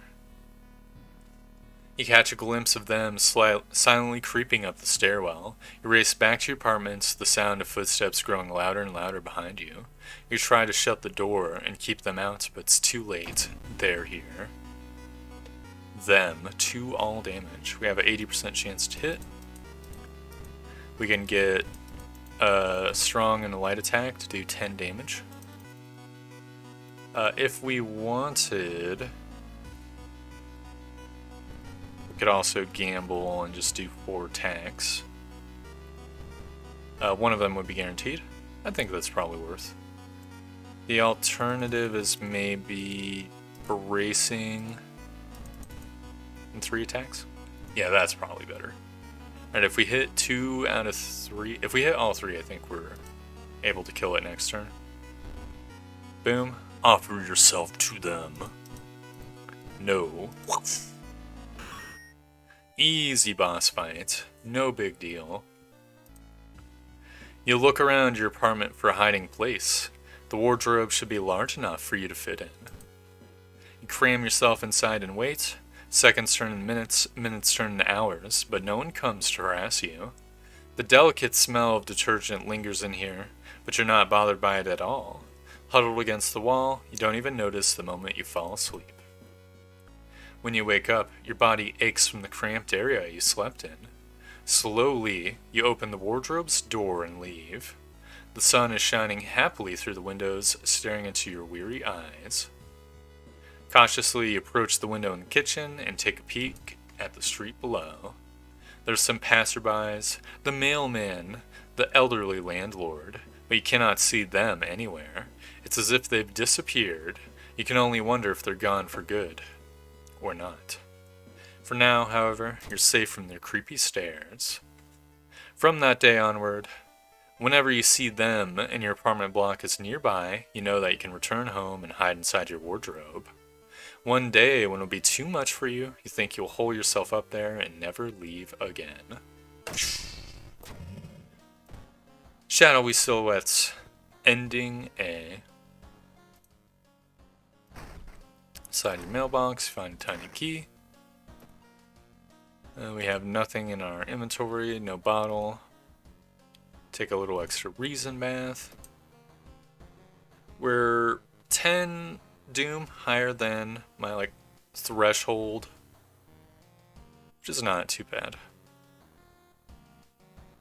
Guess I'll do the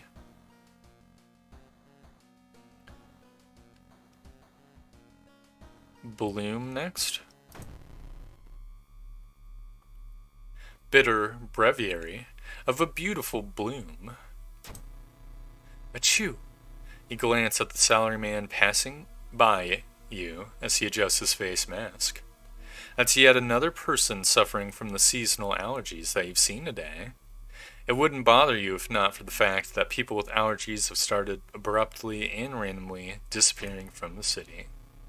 Each day you find a new missing persons poster, or hear a radio report about this guy or that girl disappearing. The only thing that connects the missing persons is their allergy to the pollen. Who or what is behind these strange disappearances? Returning home from the groceries, you wonder if maybe some of your neighbors know any of the missing people. It would not hurt to ask them. You stop by your home, get letters. -2 fund ollies. You have a lead. A member of the local high school track and field team has recently disappeared. She was suffering from allergies and disappeared during a jog at the outskirts of the city. Maybe her friends know something else about her disappearance.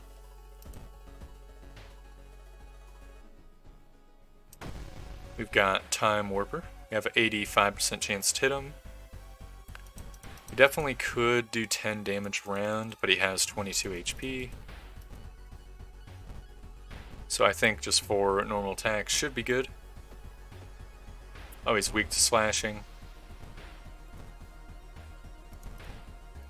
Boom. He is dead. Goodbye, Time Warper. Thanks for the reminder, Eliana. You'll learn about another person who's gone missing.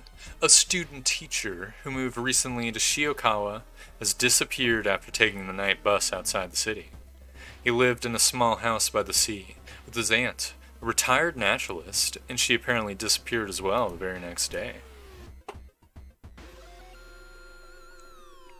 Walking down the seaside, you realize pollen's moving towards you. You watch it for a while. You return to your apartment only to learn that one of your neighbors has gone missing. You should ask some questions before you go looking for him around town. We've got Gossip Junkie. We have a 90% chance to hit her. She's doing reason damage, which is definitely not the greatest. I think we'll do the 3 attacks. Okay, we did not end up hitting her a bunch, but still. We lose 1 reason, we strong attack twice. 14 XP acquired. Easy peasy. Mr. OOO, the missing neighbor, was also suffering from allergies as of late. He was an avid mushroom picker and had a hobby of collecting postal stamps, his family says. Another neighbor mentions that lately they've heard Mr. OOO murmur something about the main bus station.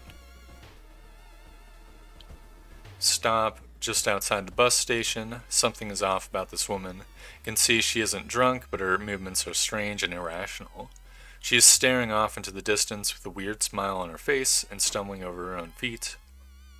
You observe the woman and even follow her for a while. Suddenly a jogger crashes into you and you two tumble down.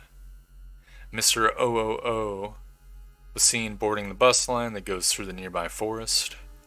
Then it dawns on you, everyone whom you've investigated so far has connections with the nature and the local forest. Follow the faint sound of a telephone line pole. The moment you notice giant hairy balls underneath it, they start to twist and undulate. It's too late now. Tataru has 15 power, so we have a 80% chance to hit. Apparently counts as a beast and not eldritch. Which is pretty unusual considering it's literally like a frickin' sapient levitating ball monster, but I'll take it.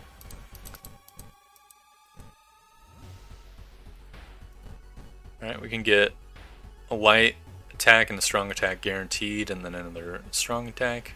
It's doing 2 doom damage, 5 plus 5 is 10, plus 7. We can kill it next turn. We might be able to kill it this turn, though. I mean, we might be able to brace and kill it next turn, though. We could do something like this. Potentially do 12 damage. I think that's worth. We do 12 damage. Tataru tries to kill us. We slash Tataru. Slap chop it to chicken nuggets. Gain a level up. Hot bath could be good. We are running a little bit low on stats, and I'll get a little bit more strength. You roam the forest for quite a while. The dreadful silence of it unnerves you. There's no birds singing, no insects buzzing. The air is full of pollen, and what's worse, you've started picking up a faint scent of blood. Dozens of human bodies litter the flower glade. The sight of pretty flowers growing amongst the corpses is rather out of place, the sweet scent of flower nectar mixing with the sweet scent of rotting flesh. Then you hear it. The buzzing coming from inside the corpses. You see their abdomens inflate, bulge, and finally pop, spraying the surroundings with gore. Large dragonflies slowly crawl out of the holes, their wings and thoraxes covered in blood. One by one they take into the air, buzzing aloud, swirling like a cloud in the air. That's when you realize there's several of them behind you. You've been surrounded by giant butterflies, a multitude of eyes all staring at you with curiosity. Just when you think it's over, that the dragonflies will make you their first dinner or even worse, their next host. They fly up and towards the sunset. A minute or so later, the buzzing is too far for you to hear it. You're alone, surrounded by pretty flowers and broken bodies. The pollen must have carried the dragonfly eggs to receptive human hosts, you tell yourself. This is a ridiculous idea, and yet you cannot come up with something more plausible. Even after the disappearances abruptly stop, you cannot shake the feeling that this is not the last time you've seen those dragonflies around. Got Blood Moon. That's pretty god-awful, considering the sheer amount of combat that we've been getting. Basically undoes a couple of our level ups except for the stats. I have 2 mysteries remaining. I'll do the Death Diary now. Depressing drama of a death diary. And we can confirm that these 2 teenagers also died of heart attacks, says the police spokesperson before the station cuts back to the news lady. Doctors are unsure of how such healthy young people could die of heart attacks, but the school staff announced suspension of physical activities as a precaution. You do a little counting. In total, 7 teenagers have met their untimely deaths. Who or what could have caused them? The first order of business would be to find out about this weird case. Listening to some gossip at the high school should do the trick.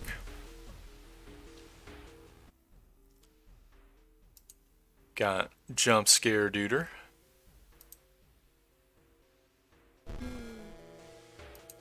Very spooky. All of the victims are either well-known bullies or popular kids at the school. It's kind of hard to find a connection between these 2 groups. You also hear a curious rumor about death-dealing diary. You begin to wonder if heart attacks can be induced on demand. Can modern medicine help? Elucidate that.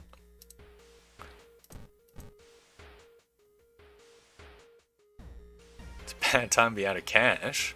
Damn you, Jarman. Take my blood. The doctor investigating the sudden deaths tells you that certain enzymes and chemicals can provoke heart attacks, but none of these were detected in the bodies of the victims. It's time you look at the very start of all this and find information about the first 2 victims.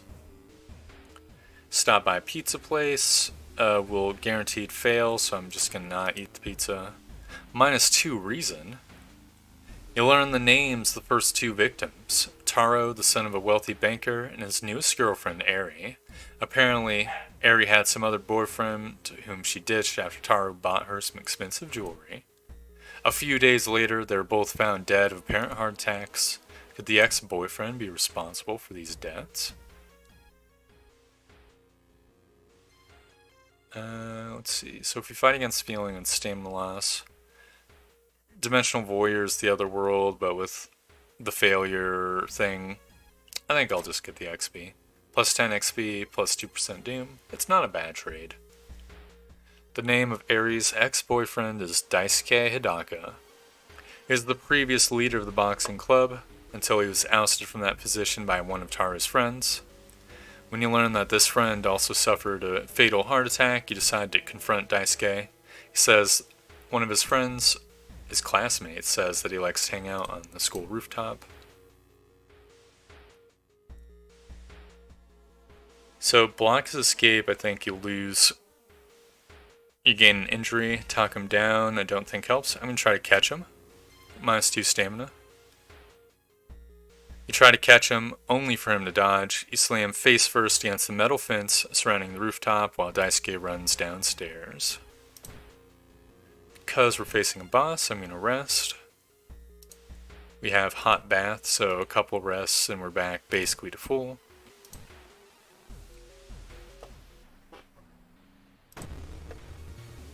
got another cult member. You get 3 guaranteed attacks. 5 plus 5 plus 7 is enough. It's more than 16, that's for sure. What are you doing here? Daisuke yells when you corner him in his apartment. You tell him how it went. Taro and Airi made fun of him, and Taro's friends joined in on the act, so Daisuke decided to get rid of them all. Fine, you're right, I killed them. They made fun of me and they abused me. And other kids too, so I got rid of them all. He sighs wearily.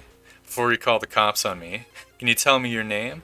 I want to know the name of the worthy opponent who brought me down like this. I'm a little tempted to get the bad end and instantly die, because I've never done it before. I think I'll do a poll. Tell them name, fight, boss, and continue run. Boom. If we get heart attacked, though, I am gonna slightly speedrun the next run. So bear that in mind as you vote.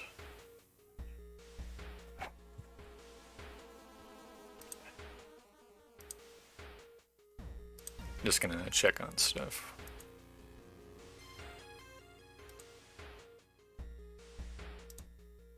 Let's see.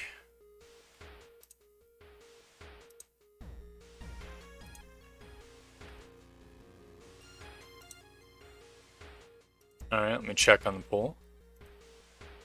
67% people are saying tell them the name. I'll give it another 30 seconds or so. I guess while I'm waiting, how are you guys doing? Got anything interesting that's been happening in your day? I looked at the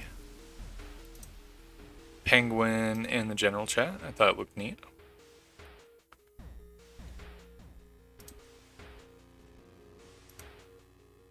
Alright, I'm ending the pool now.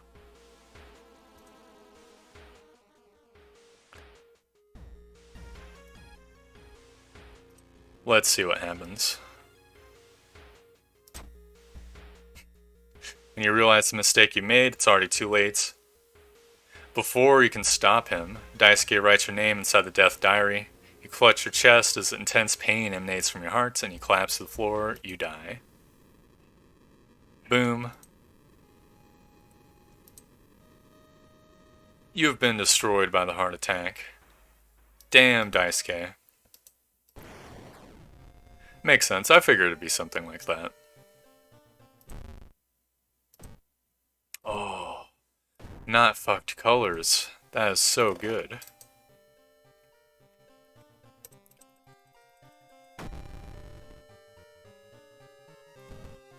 I don't know if I'd want to do felting. There's a lot of like creative hobbies that could be done.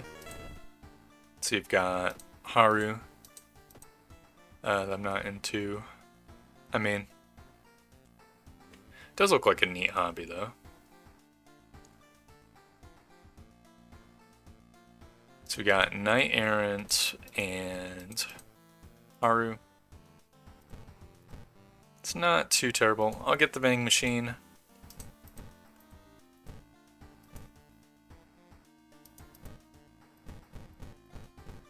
There we go.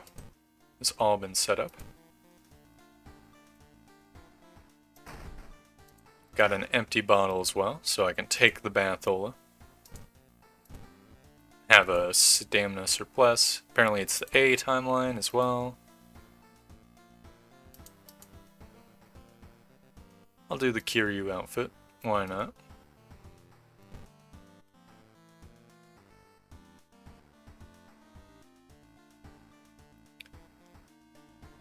Is there any mysteries that I've seen last? Not really.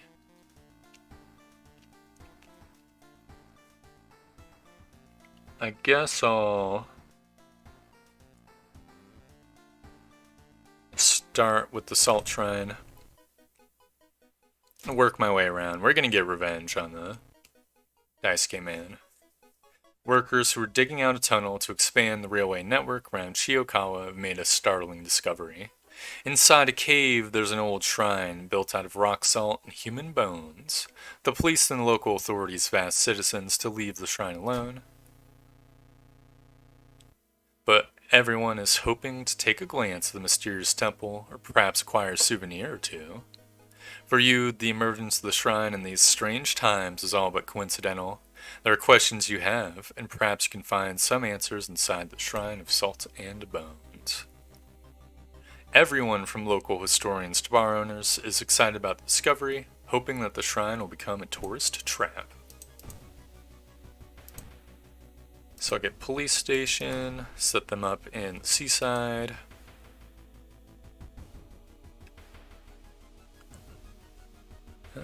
Don't think we'll do the novel yet. We'll go to the witch's tree and get a curse. We've got branded. That's pretty god-awful. Also get the cigarette case and plus one more fund. So I can go to the hardware shop and get a weapon. I'll get the shovel. Why not? It's not the greatest, but you know. Terror Trooper says, I just got jump scared by Bonnie's Day while filming a video. It was at 5 a.m. I was so close. That's very sucky. Which Bonnie are we talking? Candy Bonnie? Not Candy Bonnie?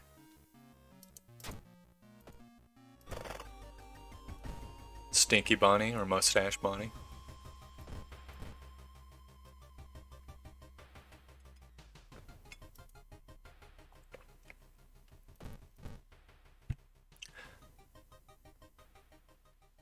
OG Bonnie? Okay. We break the chain. With the combined strength of a sharp rock in your muscles, you break one of the chain's links, you make it look like it's still secure. You'll have an easy entrance.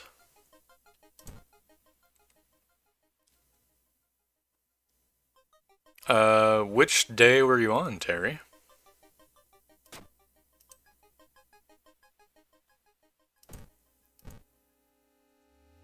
Was it on day 3 still? Or...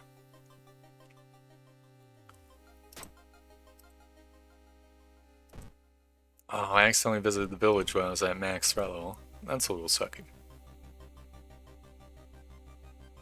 I think I'll get lost in thoughts because it's charisma check and we have a decent chance. Night 2. Oh man. Charisma check success.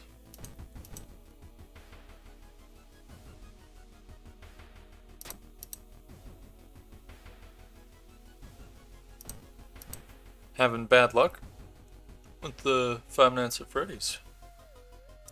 Oh shit, we're already done with the mystery. Let's see. So the stalagmites is guaranteed reason loss. Doesn't seem that valuable. Look around the cave is perception. Enter the shrine is knowledge. Our perception's not great. I mean, our perception's better than our knowledge, so I'll look around. Perception check failure, -2 reason. A loud rumble interrupts your investigation of the cave and the salt shrine. While wondering where the noise is coming from, you're too late to notice the cracks in the walls.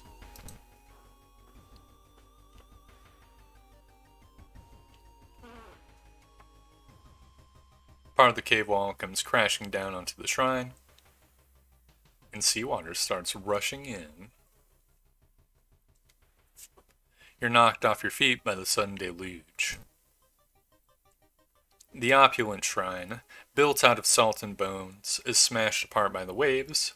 You wrap your hands around a large stalagmite to avoid being swept by the current. A curious whistling sound makes you turn around. It takes you a while to process what you're looking at. A pale white squid with dozens of tentacles thrashing about in the water. The alien being nimbly navigates the strong current and quickly escapes into the sea.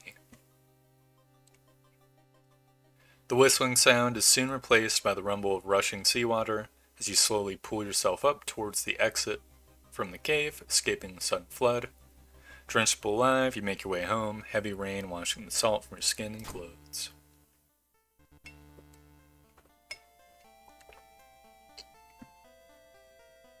The next day, the local media reports the destruction of the shrine and the indefinite postponement of the railway expansion. You, on the other hand, are troubled by some dark thoughts. Did you release an ancient sleeping monster into the sea, or was the shrine destined to be destroyed and you were just a spectator? How long have you been at night 2, Terry?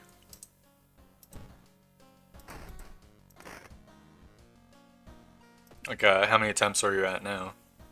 I mean... So I'll get a little extra reason.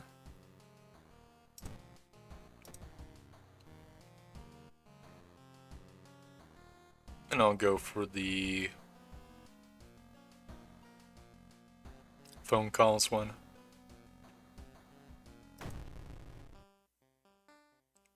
One day. Okay. Paranormal phone calls of prepubescent pupils.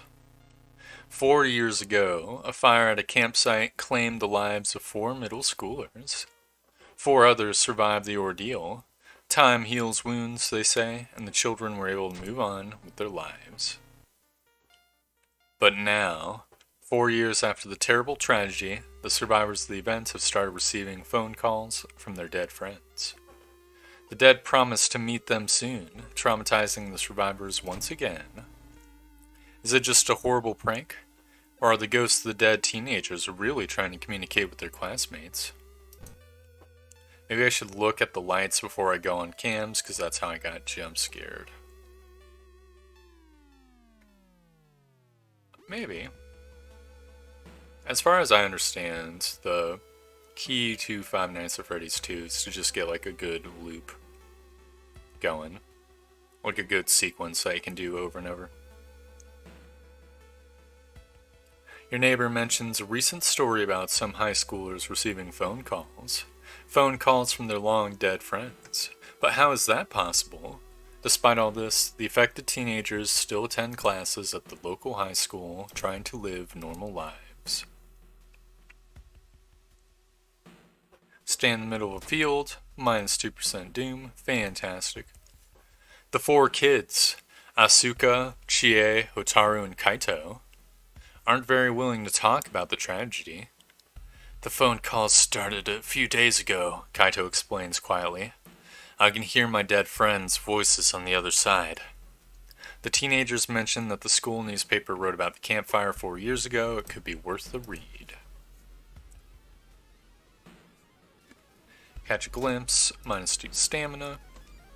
The story mentions an old Shinto shrine, a leaking fuel can, a malfunctioning camp lantern, and not much else. The very next morning, you hear terrible news. 2 of the teenagers, Atsuka and Kaito, have committed seppuku. Seems Asuka jumped out of her bedroom's window, and around the same time, Kaito drowned in the sea.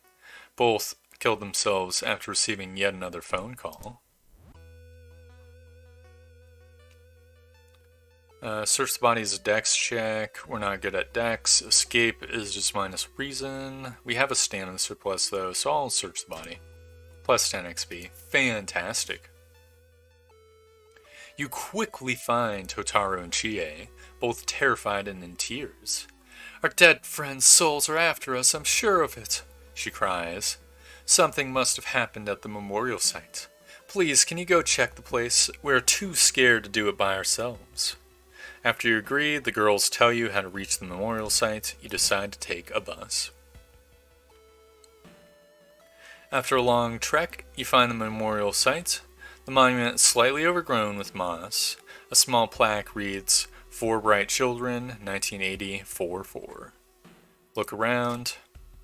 Failed our knowledge check, minus 1 reason. After leaving the memorial site, you walk back to the forest to reach the bus stop. Suddenly you freeze. Off the path, you notice a large pit filled with hundreds of sharp branches, with Chie's body impaled upon them. You peek inside the deep pit, but there's no mistake. It's her corpse down there. Was she murdered or... Strength check failure. The gory sight of a teenager's corpse impaled on thousands of branches is too much for you. You violently part with your breakfast before running away. Are the phone calls driving the survivors of the tragic fire to commit suicide? Out of them all, only Hotaru is alive. She lives in an apartment block down the street from yours. You fear that if she answers the phone as well, her life may be put in terrible danger. You enter Hotaru's home to find her staring at the ringing phone. Without much thinking, you reach for the phone to answer the call. Hotaru, my best friend. You hear a girl's voice on the other end. I've wanted to speak with you for so long. You are not Hotaru. The girl's voice cracks and turns more masculine. That is okay. You are sufficient too. Hospital, morgue. You slam down the phone. Gasping for air, you push past Hotaru and walk outside. I think I'm going to cigarette up now. It's quite a good thing we got no combat. We are so juiced up now. It's absolutely fantastic. I think I want to take a rest as well. It does deny us the tireless bonus, but, you know, it is what it is. The hospital seems eerily empty when you enter it, and nobody stops you when you make your way towards the morgue. You push on the door's handles. When you enter the morgue, the door slams shut behind you. The floor in the middle of the room bursts into flames that quickly grow larger and larger. 8 seals, 8 souls. You hear a whisper at the back of your mind as the fire slowly coalesces into a strange shadowy being. 7 is perished. I need just one more. It's the seal monster. It is a corporeal monster. It is eldritch, apparently. So we can't do 2 attacks. We can do 1 big attack. Can we brace? We cannot brace. Can we dodge? Cannot dodge. Apparently this entity has 30 power. Well, 11 damage isn't too bad. It's doing 3 stamina damage, so I'll just tank that. The hot air burns your skin. You know, I could actually do like a 60% chance with the brace to hit. I think I will do that. We smack it. Hot air burns your skin. I smack it again. Get burnt again. I smack it with the shovel. Plus 10 XP. Choking on the ash in the window, you quickly make your way to the window and open it. Cold air rushes into the room and blows the pile of ash apart and carries it through the open window, scattering it across the hospital's parking lot and nearby buildings. You inhale deeply, realizing that some sort of spell was lifted from you. Free from its power, you quickly leave the hospital and return to Hotaru's apartment. The girl is alive and safe. You explain what had happened at the hospital. She listens, her face pale from fear. After you're done, she sits down at the table and mumbles out a tired thank you. A few days later, you receive a letter from Hotaru. She explains that she and her father are moving out of Shiokawa to live with their grandparents in their old family house, a house without a phone. With the fire spirit banished once and for all, and Hotaru moving out of Shiokawa, you believe it to be the end of the story. But sometimes when talking on the phone with other people, you think you can hear a faint whisper on the other end of the line, asking you to go to the hospital morgue one more time. Got school curfew, no big deal. And core strength is pretty good. Get another point of non-core strength as well. Take the Bathola, refill the water bottle. I think I'll get a little extra reason as well. Because the reason surplus is good. And I'll go for the spiral seashells next, I think.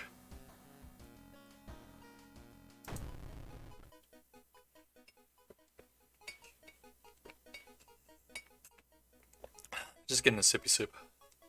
Startling Secret of the Spiral Seashells by Haspin. And according to eyewitness testimony, the crazed assailants was holding a spiral seashell in their other hand. This gruesome stabbing attack is yet another violent act that took place recently in Shiokawa. Local marine biologists believe that some sort of chemical compound released by the decaying plankton might be responsible. You turn off the radio and begin to think about this story. Could there really be a connection between the seashells and the recent acts of violence against the Shiokawans? First of all, you ought to have a look at the seashells yourself. You usually find a white seashell, almost pale in color. It's such a lovely spiral. Charisma check success. You shiver in terror when vivid images of you stabbing a child invade your mind. You barely restrain yourself from making them a reality. You drop the shell into the trash can and run away, the images inside your head slowly disappearing. Return home just in time to see some policemen establishing a crime scene in front of your apartment block. Did something happen? Mr. OOO is coming up with a story. I think I will share my experience. Minus 15 XP, plus 2 funds. Incredible, he shouts in excitement. How do you come up with this stuff? Sensing the story will be a huge hit, he pays you a token of his appreciation. Now we can go to the vending machine and get some more cigarettes. We are cigarette maxing. Hell yes. Stabbed her boyfriend 7 times because the seashell told her so. She was such a calm, quiet girl, though. This is getting out of hand. Surely someone other than the police is investigating these violent acts. You ought to look around. You learn that someone at the local high school is very interested in these cases, a professor or some such. If you're lucky, you should be able to find her there. We've got the Gigabrain Man. Let's see, if we brace, what is our chance to hit? We could have a 56 plus 3, 86% chance to hit. I think that's pretty worth. I smack the Brainiac. He smashes you with an object from above. Has 15 HP. So we could take a risk. I think bracing makes the most sense, though. I missed the attack. He smashes me with an object from above. I bash Brainiac. He directs harmful frequencies at me. I smash him with the shovel. I can sell the library notes so we don't get Jarmanned. The woman you're looking for is a retired history teacher. She's a native of Shiokawa, who apparently warned the locals about the seashells, but nobody would listen. You have to ask her about this weird case. If only you could find her address.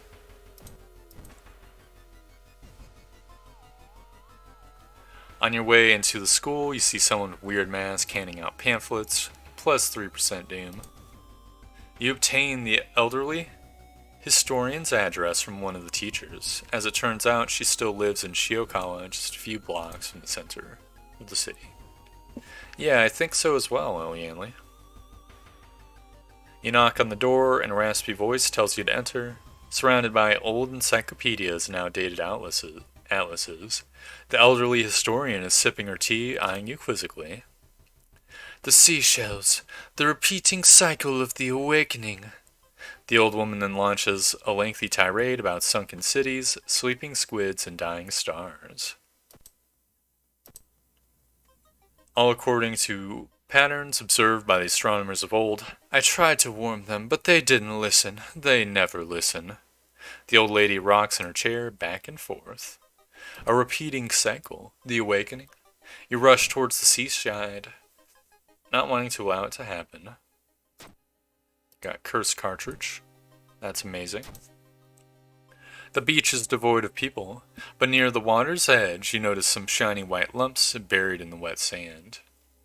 Here's a question for the audience I've been thinking about. Have any of you guys played Cultist Simulator? I remember being pretty into Cultist Simulator, like a few years ago. Never got into the ARG, though. You gasp in horror when you approach the shells. They have eyes on them, human eyes, and they're all staring at you, blinking and perhaps wondering what you are going to do. Even now, you can feel their alien stares drilling into your mind, placing suggestions of violence and gore in it. Unable to tolerate this anymore, you lift your foot and crush the nearby seashell under your boot, and then another and another and another. You crush the eye shells one by one. Squishy noises echo in your ears with each seashell you crush, the wet squish of crushed eyes. With the seashells destroyed, the violence diminishes and relative peace returns to Shiokawa. You think it to be the end of the story, but then you hear a news report about the spiral seashells washing up on the shores of a nearby town. Not yet, it's on your wish list though. Okay. I remember it being pretty good.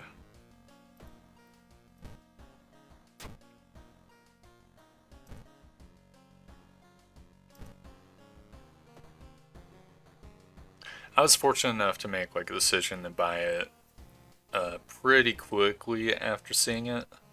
So it's definitely one of those games where it's like the fun is the discovery of just how to get like a good through line and all that, in my opinion. I already did Marital Madness. We do have a decently strong weapon.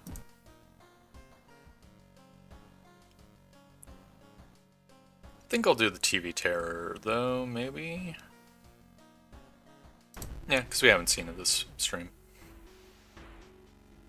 Tranquilizing Tale of the Twilight TV Terror.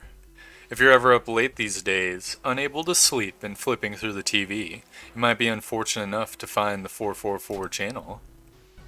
The pale people stand on an empty set, staring into the camera with lopsided smiles, hissing in a language you don't understand.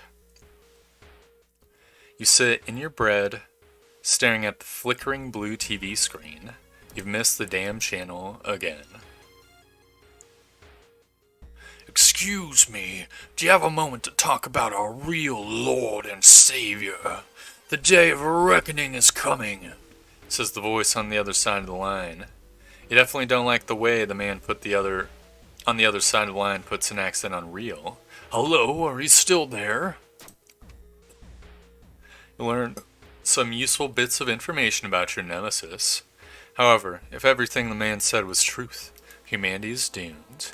Minus 5% doom, minus 3 reason.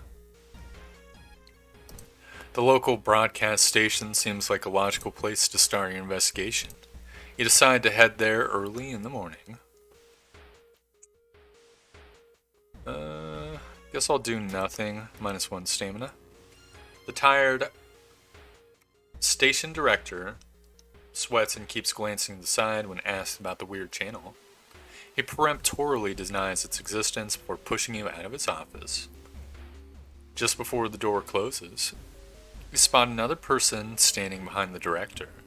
Was he in the office the whole time you were there?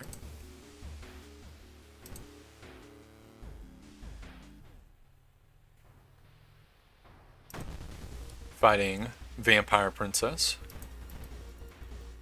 She's doing 3 all damage, so race build does seem to make sense to me. You have a 95% chance to hit her. Seems good. Boom, smack her. She pulls out a bowl and smashes you with it. I smack her with the shovel. Very good.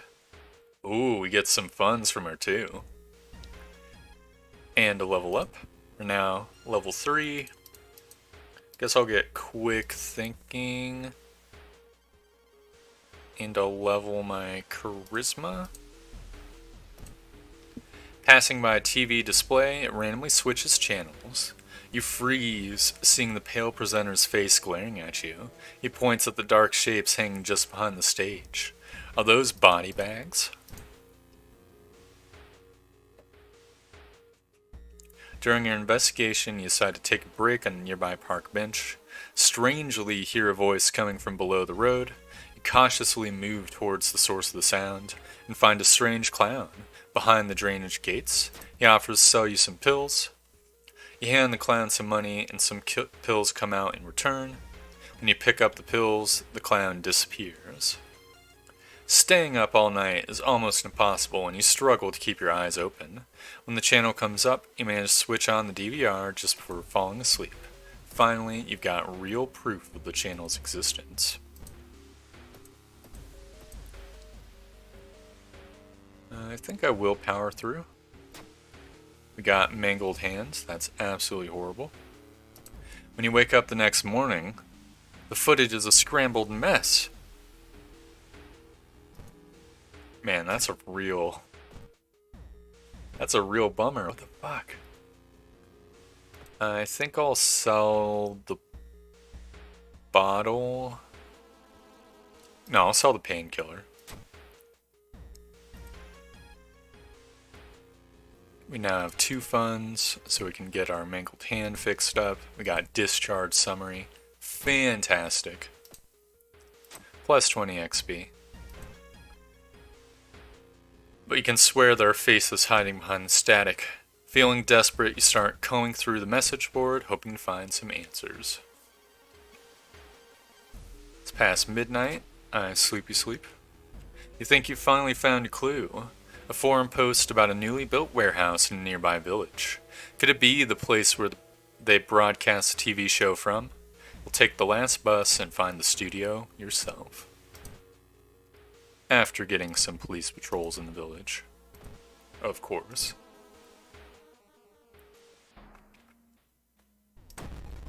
We've got Kappa. He's got 10 HP, so I smack him with the shovel. I break the little bone bowl in its head. You spend the rest of the evening in the village's restaurant. When it closes and the sun goes down, you creep into the huge studio warehouse.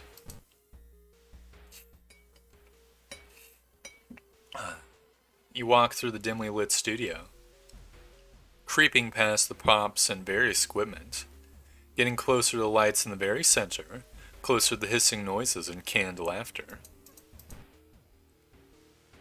You stand just out of sight, holding your breath. The cast stand on a desolate stage, drawing pentagrams on each other. You think one of them catches your eye and you gasp. What happens next is bizarre. The entire cast spots you, but instead of attacking, they run directly into the camera, disappearing into its lens like into a portal. You rummage around the set for a while, trying to figure out how they escaped in the camera and any clues to the show's meaning.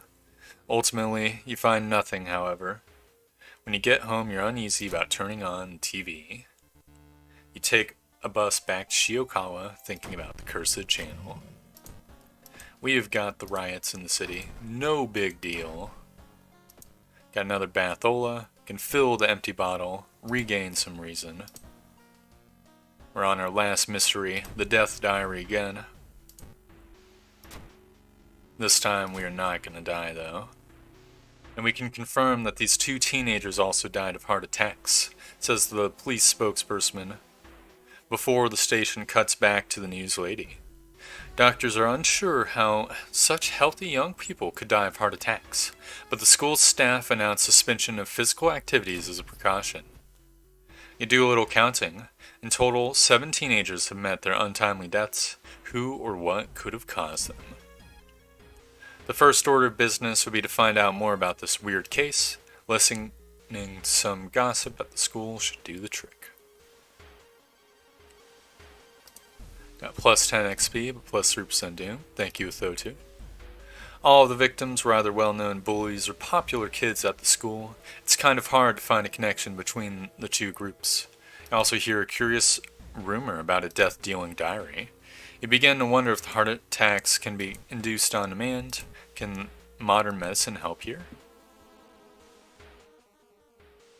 Don't ruin the calm moment. Plus 1 reason. The doctor investigating the sudden deaths tells you that certain enzymes and chemicals can provoke heart attacks, but none of these were detected in the bodies of the victims. It's time you look at the very start of all this, the first 2 victims. I think ignored is minus stamina. We do have decent dex. I think I will examine it. -2 reason. RIP. You learn the names of the first 2 victims. Taro, the son of a wealthy banker, and his newest girlfriend, Ari. Apparently Ari had some other boyfriend whom she ditched after Taru bought her some expensive jewelry. A few days later, Ari and Taru were found dead of apparent heart attacks. Could this ex-boyfriend be responsible for their deaths? Talk to the lady, plus 10 XP. None of these perks are really good for us. I guess I'll get perception and increase my strength even more. The name of Ari's ex-boyfriend is Daisuke Hidaka. He was the previous leader of the boxing club until he was ousted from that position by one of Taru's friends. When he learned that this friend also suffered a fatal heart attack, he decided to confront Daisuke. One of his classmates says that he likes to hang out on the school rooftop. Think block his escape is strength. I will do so. Strength check success. You block the way downstairs and he slams into you. You 2 fall down and he momentarily drops the book he was holding. Before you can do anything, Daisuke picks it up and runs downstairs. Guaranteed injury on success? That's so garbage. What the fuck? Why isn't it just that he rolls down the stairs? God damn it. Minus 20% max stamina. Daisuke has fled the school and you lose sight of him. You learn his family's address from one of the other kids though. There's only one way to know if he ran home or not. On our way we find Suda-chan, who's doing 5 stamina damage, which is ridiculous. We can get a guaranteed hit for 9, take 2 stamina damage. Can we do 15 damage? 9 plus 9. We have a 90% chance. I think it's worth it. Hell yes. What are you doing here? Daisuke yells when you corner him in his apartment. You tell him how it went. Taro and Ari made fun of him, and Taro's friends joined in on the act, so he decided to get rid of them all. Fine, you're right. I killed them. They made fun of me, and they abused me and other kids too, so I got rid of them all. He sighs wearily. Before you call the cops on me, can you tell me your name? I want to know the name of the worthy opponent who brought me down like this. He grits his teeth when you refuse. Fine, I'll do this the old-fashioned way, he says, and lunges at you. You're funny, Daisuke. How's a leader of a boxing club getting bullied? What a chump. So we can get a guaranteed 9 damage on him and only take 2 in return. I think that's probably worth. We do 10 damage to him, so I guess he's weak to blunt. Daisuke uppercuts me. I smack him with the shovel. Uppercuts me again. I smack him with the shovel again. He goes down. He falls to the ground dead. That's when you notice it. The fabled death diary laying on the desk. So the rumor you heard was true. Daisuke was using this book to induce heart attacks in those who bullied and mistreated him in the past few days. You shudder when you realize that if you told him your name, Daisuke would have induced a fatal heart attack in you as well. You pick up the diary and start flipping the pages, but they're all empty. There's no names, no dates, nothing at all. It's as if nobody ever written anything in the diary. Then on the last page, you see this. Daisuke Hidaka, cause of death, killed at home with a shovel by an unknown assailant. You scream in panic when the diary suddenly bursts into flames. You drop the book, which falls to the ground and quickly burns to nothing. There's not even a single flake of ash remaining. The diary's gone. Knowing that the police won't believe you about the heart attack-inducing death diary, you run from the apartment. As expected, the plague of sudden heart attacks abruptly ends, and soon the police closes the investigation as well. Only one question remains unanswered. Who wrote Daisuke's name in the diary? Roads closed. No big deal. In fact, ideal. take the bathola, refill the bottle with water. We're good to go. I'll get a little extra, let's see, stamina, I guess. Got the lighthouse. It doesn't really matter what's in the lighthouse because we're guaranteed to win no matter what. Unless we farm Doom from Takashi, but we can't even. I'm not concerned. Oh, we didn't even use the inspiring novel. We're just saving that one for later. Guess I'll pop the energy drink. I'll hold on to the inspiring novel. Disconnect the faulty plug. Easy peasy. Second mystery, that would be the phone call. Thank you for the reminder, El Yanli. I'll get a little extra dexterity, I guess. Because I think there was a dex check. Charisma girl. I put out a cigarette in her corpse. Knowledge rods. -3 stamina. Dex check, plus 10 XP. The dark clouds swirl around the lighthouse. Did you arrive too late? Get this cube out of here. As the unnatural fog slowly lifts, you are relieved and collapse on the floor. The next day, everything feels like a bad dream. You manage to stop the ritual awakening the eldritch old god. What's done is done.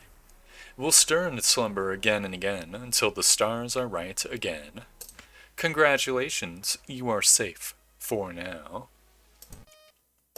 A very easy run. There were many boss fights. We used a surprisingly low amount of cigarettes. I didn't double check to see if the custom events burn cigarettes or not. I wouldn't be surprised if it didn't, considering they don't give Doom usually. Either way, I think I'm going to call the stream here. Got stuff to edit and whatnot. So I'll just say, thank you very much for watching. I hope you enjoyed the stream, or the video if you're watching the VOD. Thank you very much to all those who showed up and said hello. I appreciate it. I hope to see you guys next time for another World of Horror. I'm not going to be streaming World of Horror Monday because that is when I do my D&D stream. I have a video, like a tutorial video planned for that day. But after that, I'll be doing it at the normal time, probably Wednesday. So yeah, goodbye. Thanks for watching it. Alright, ending the stream now.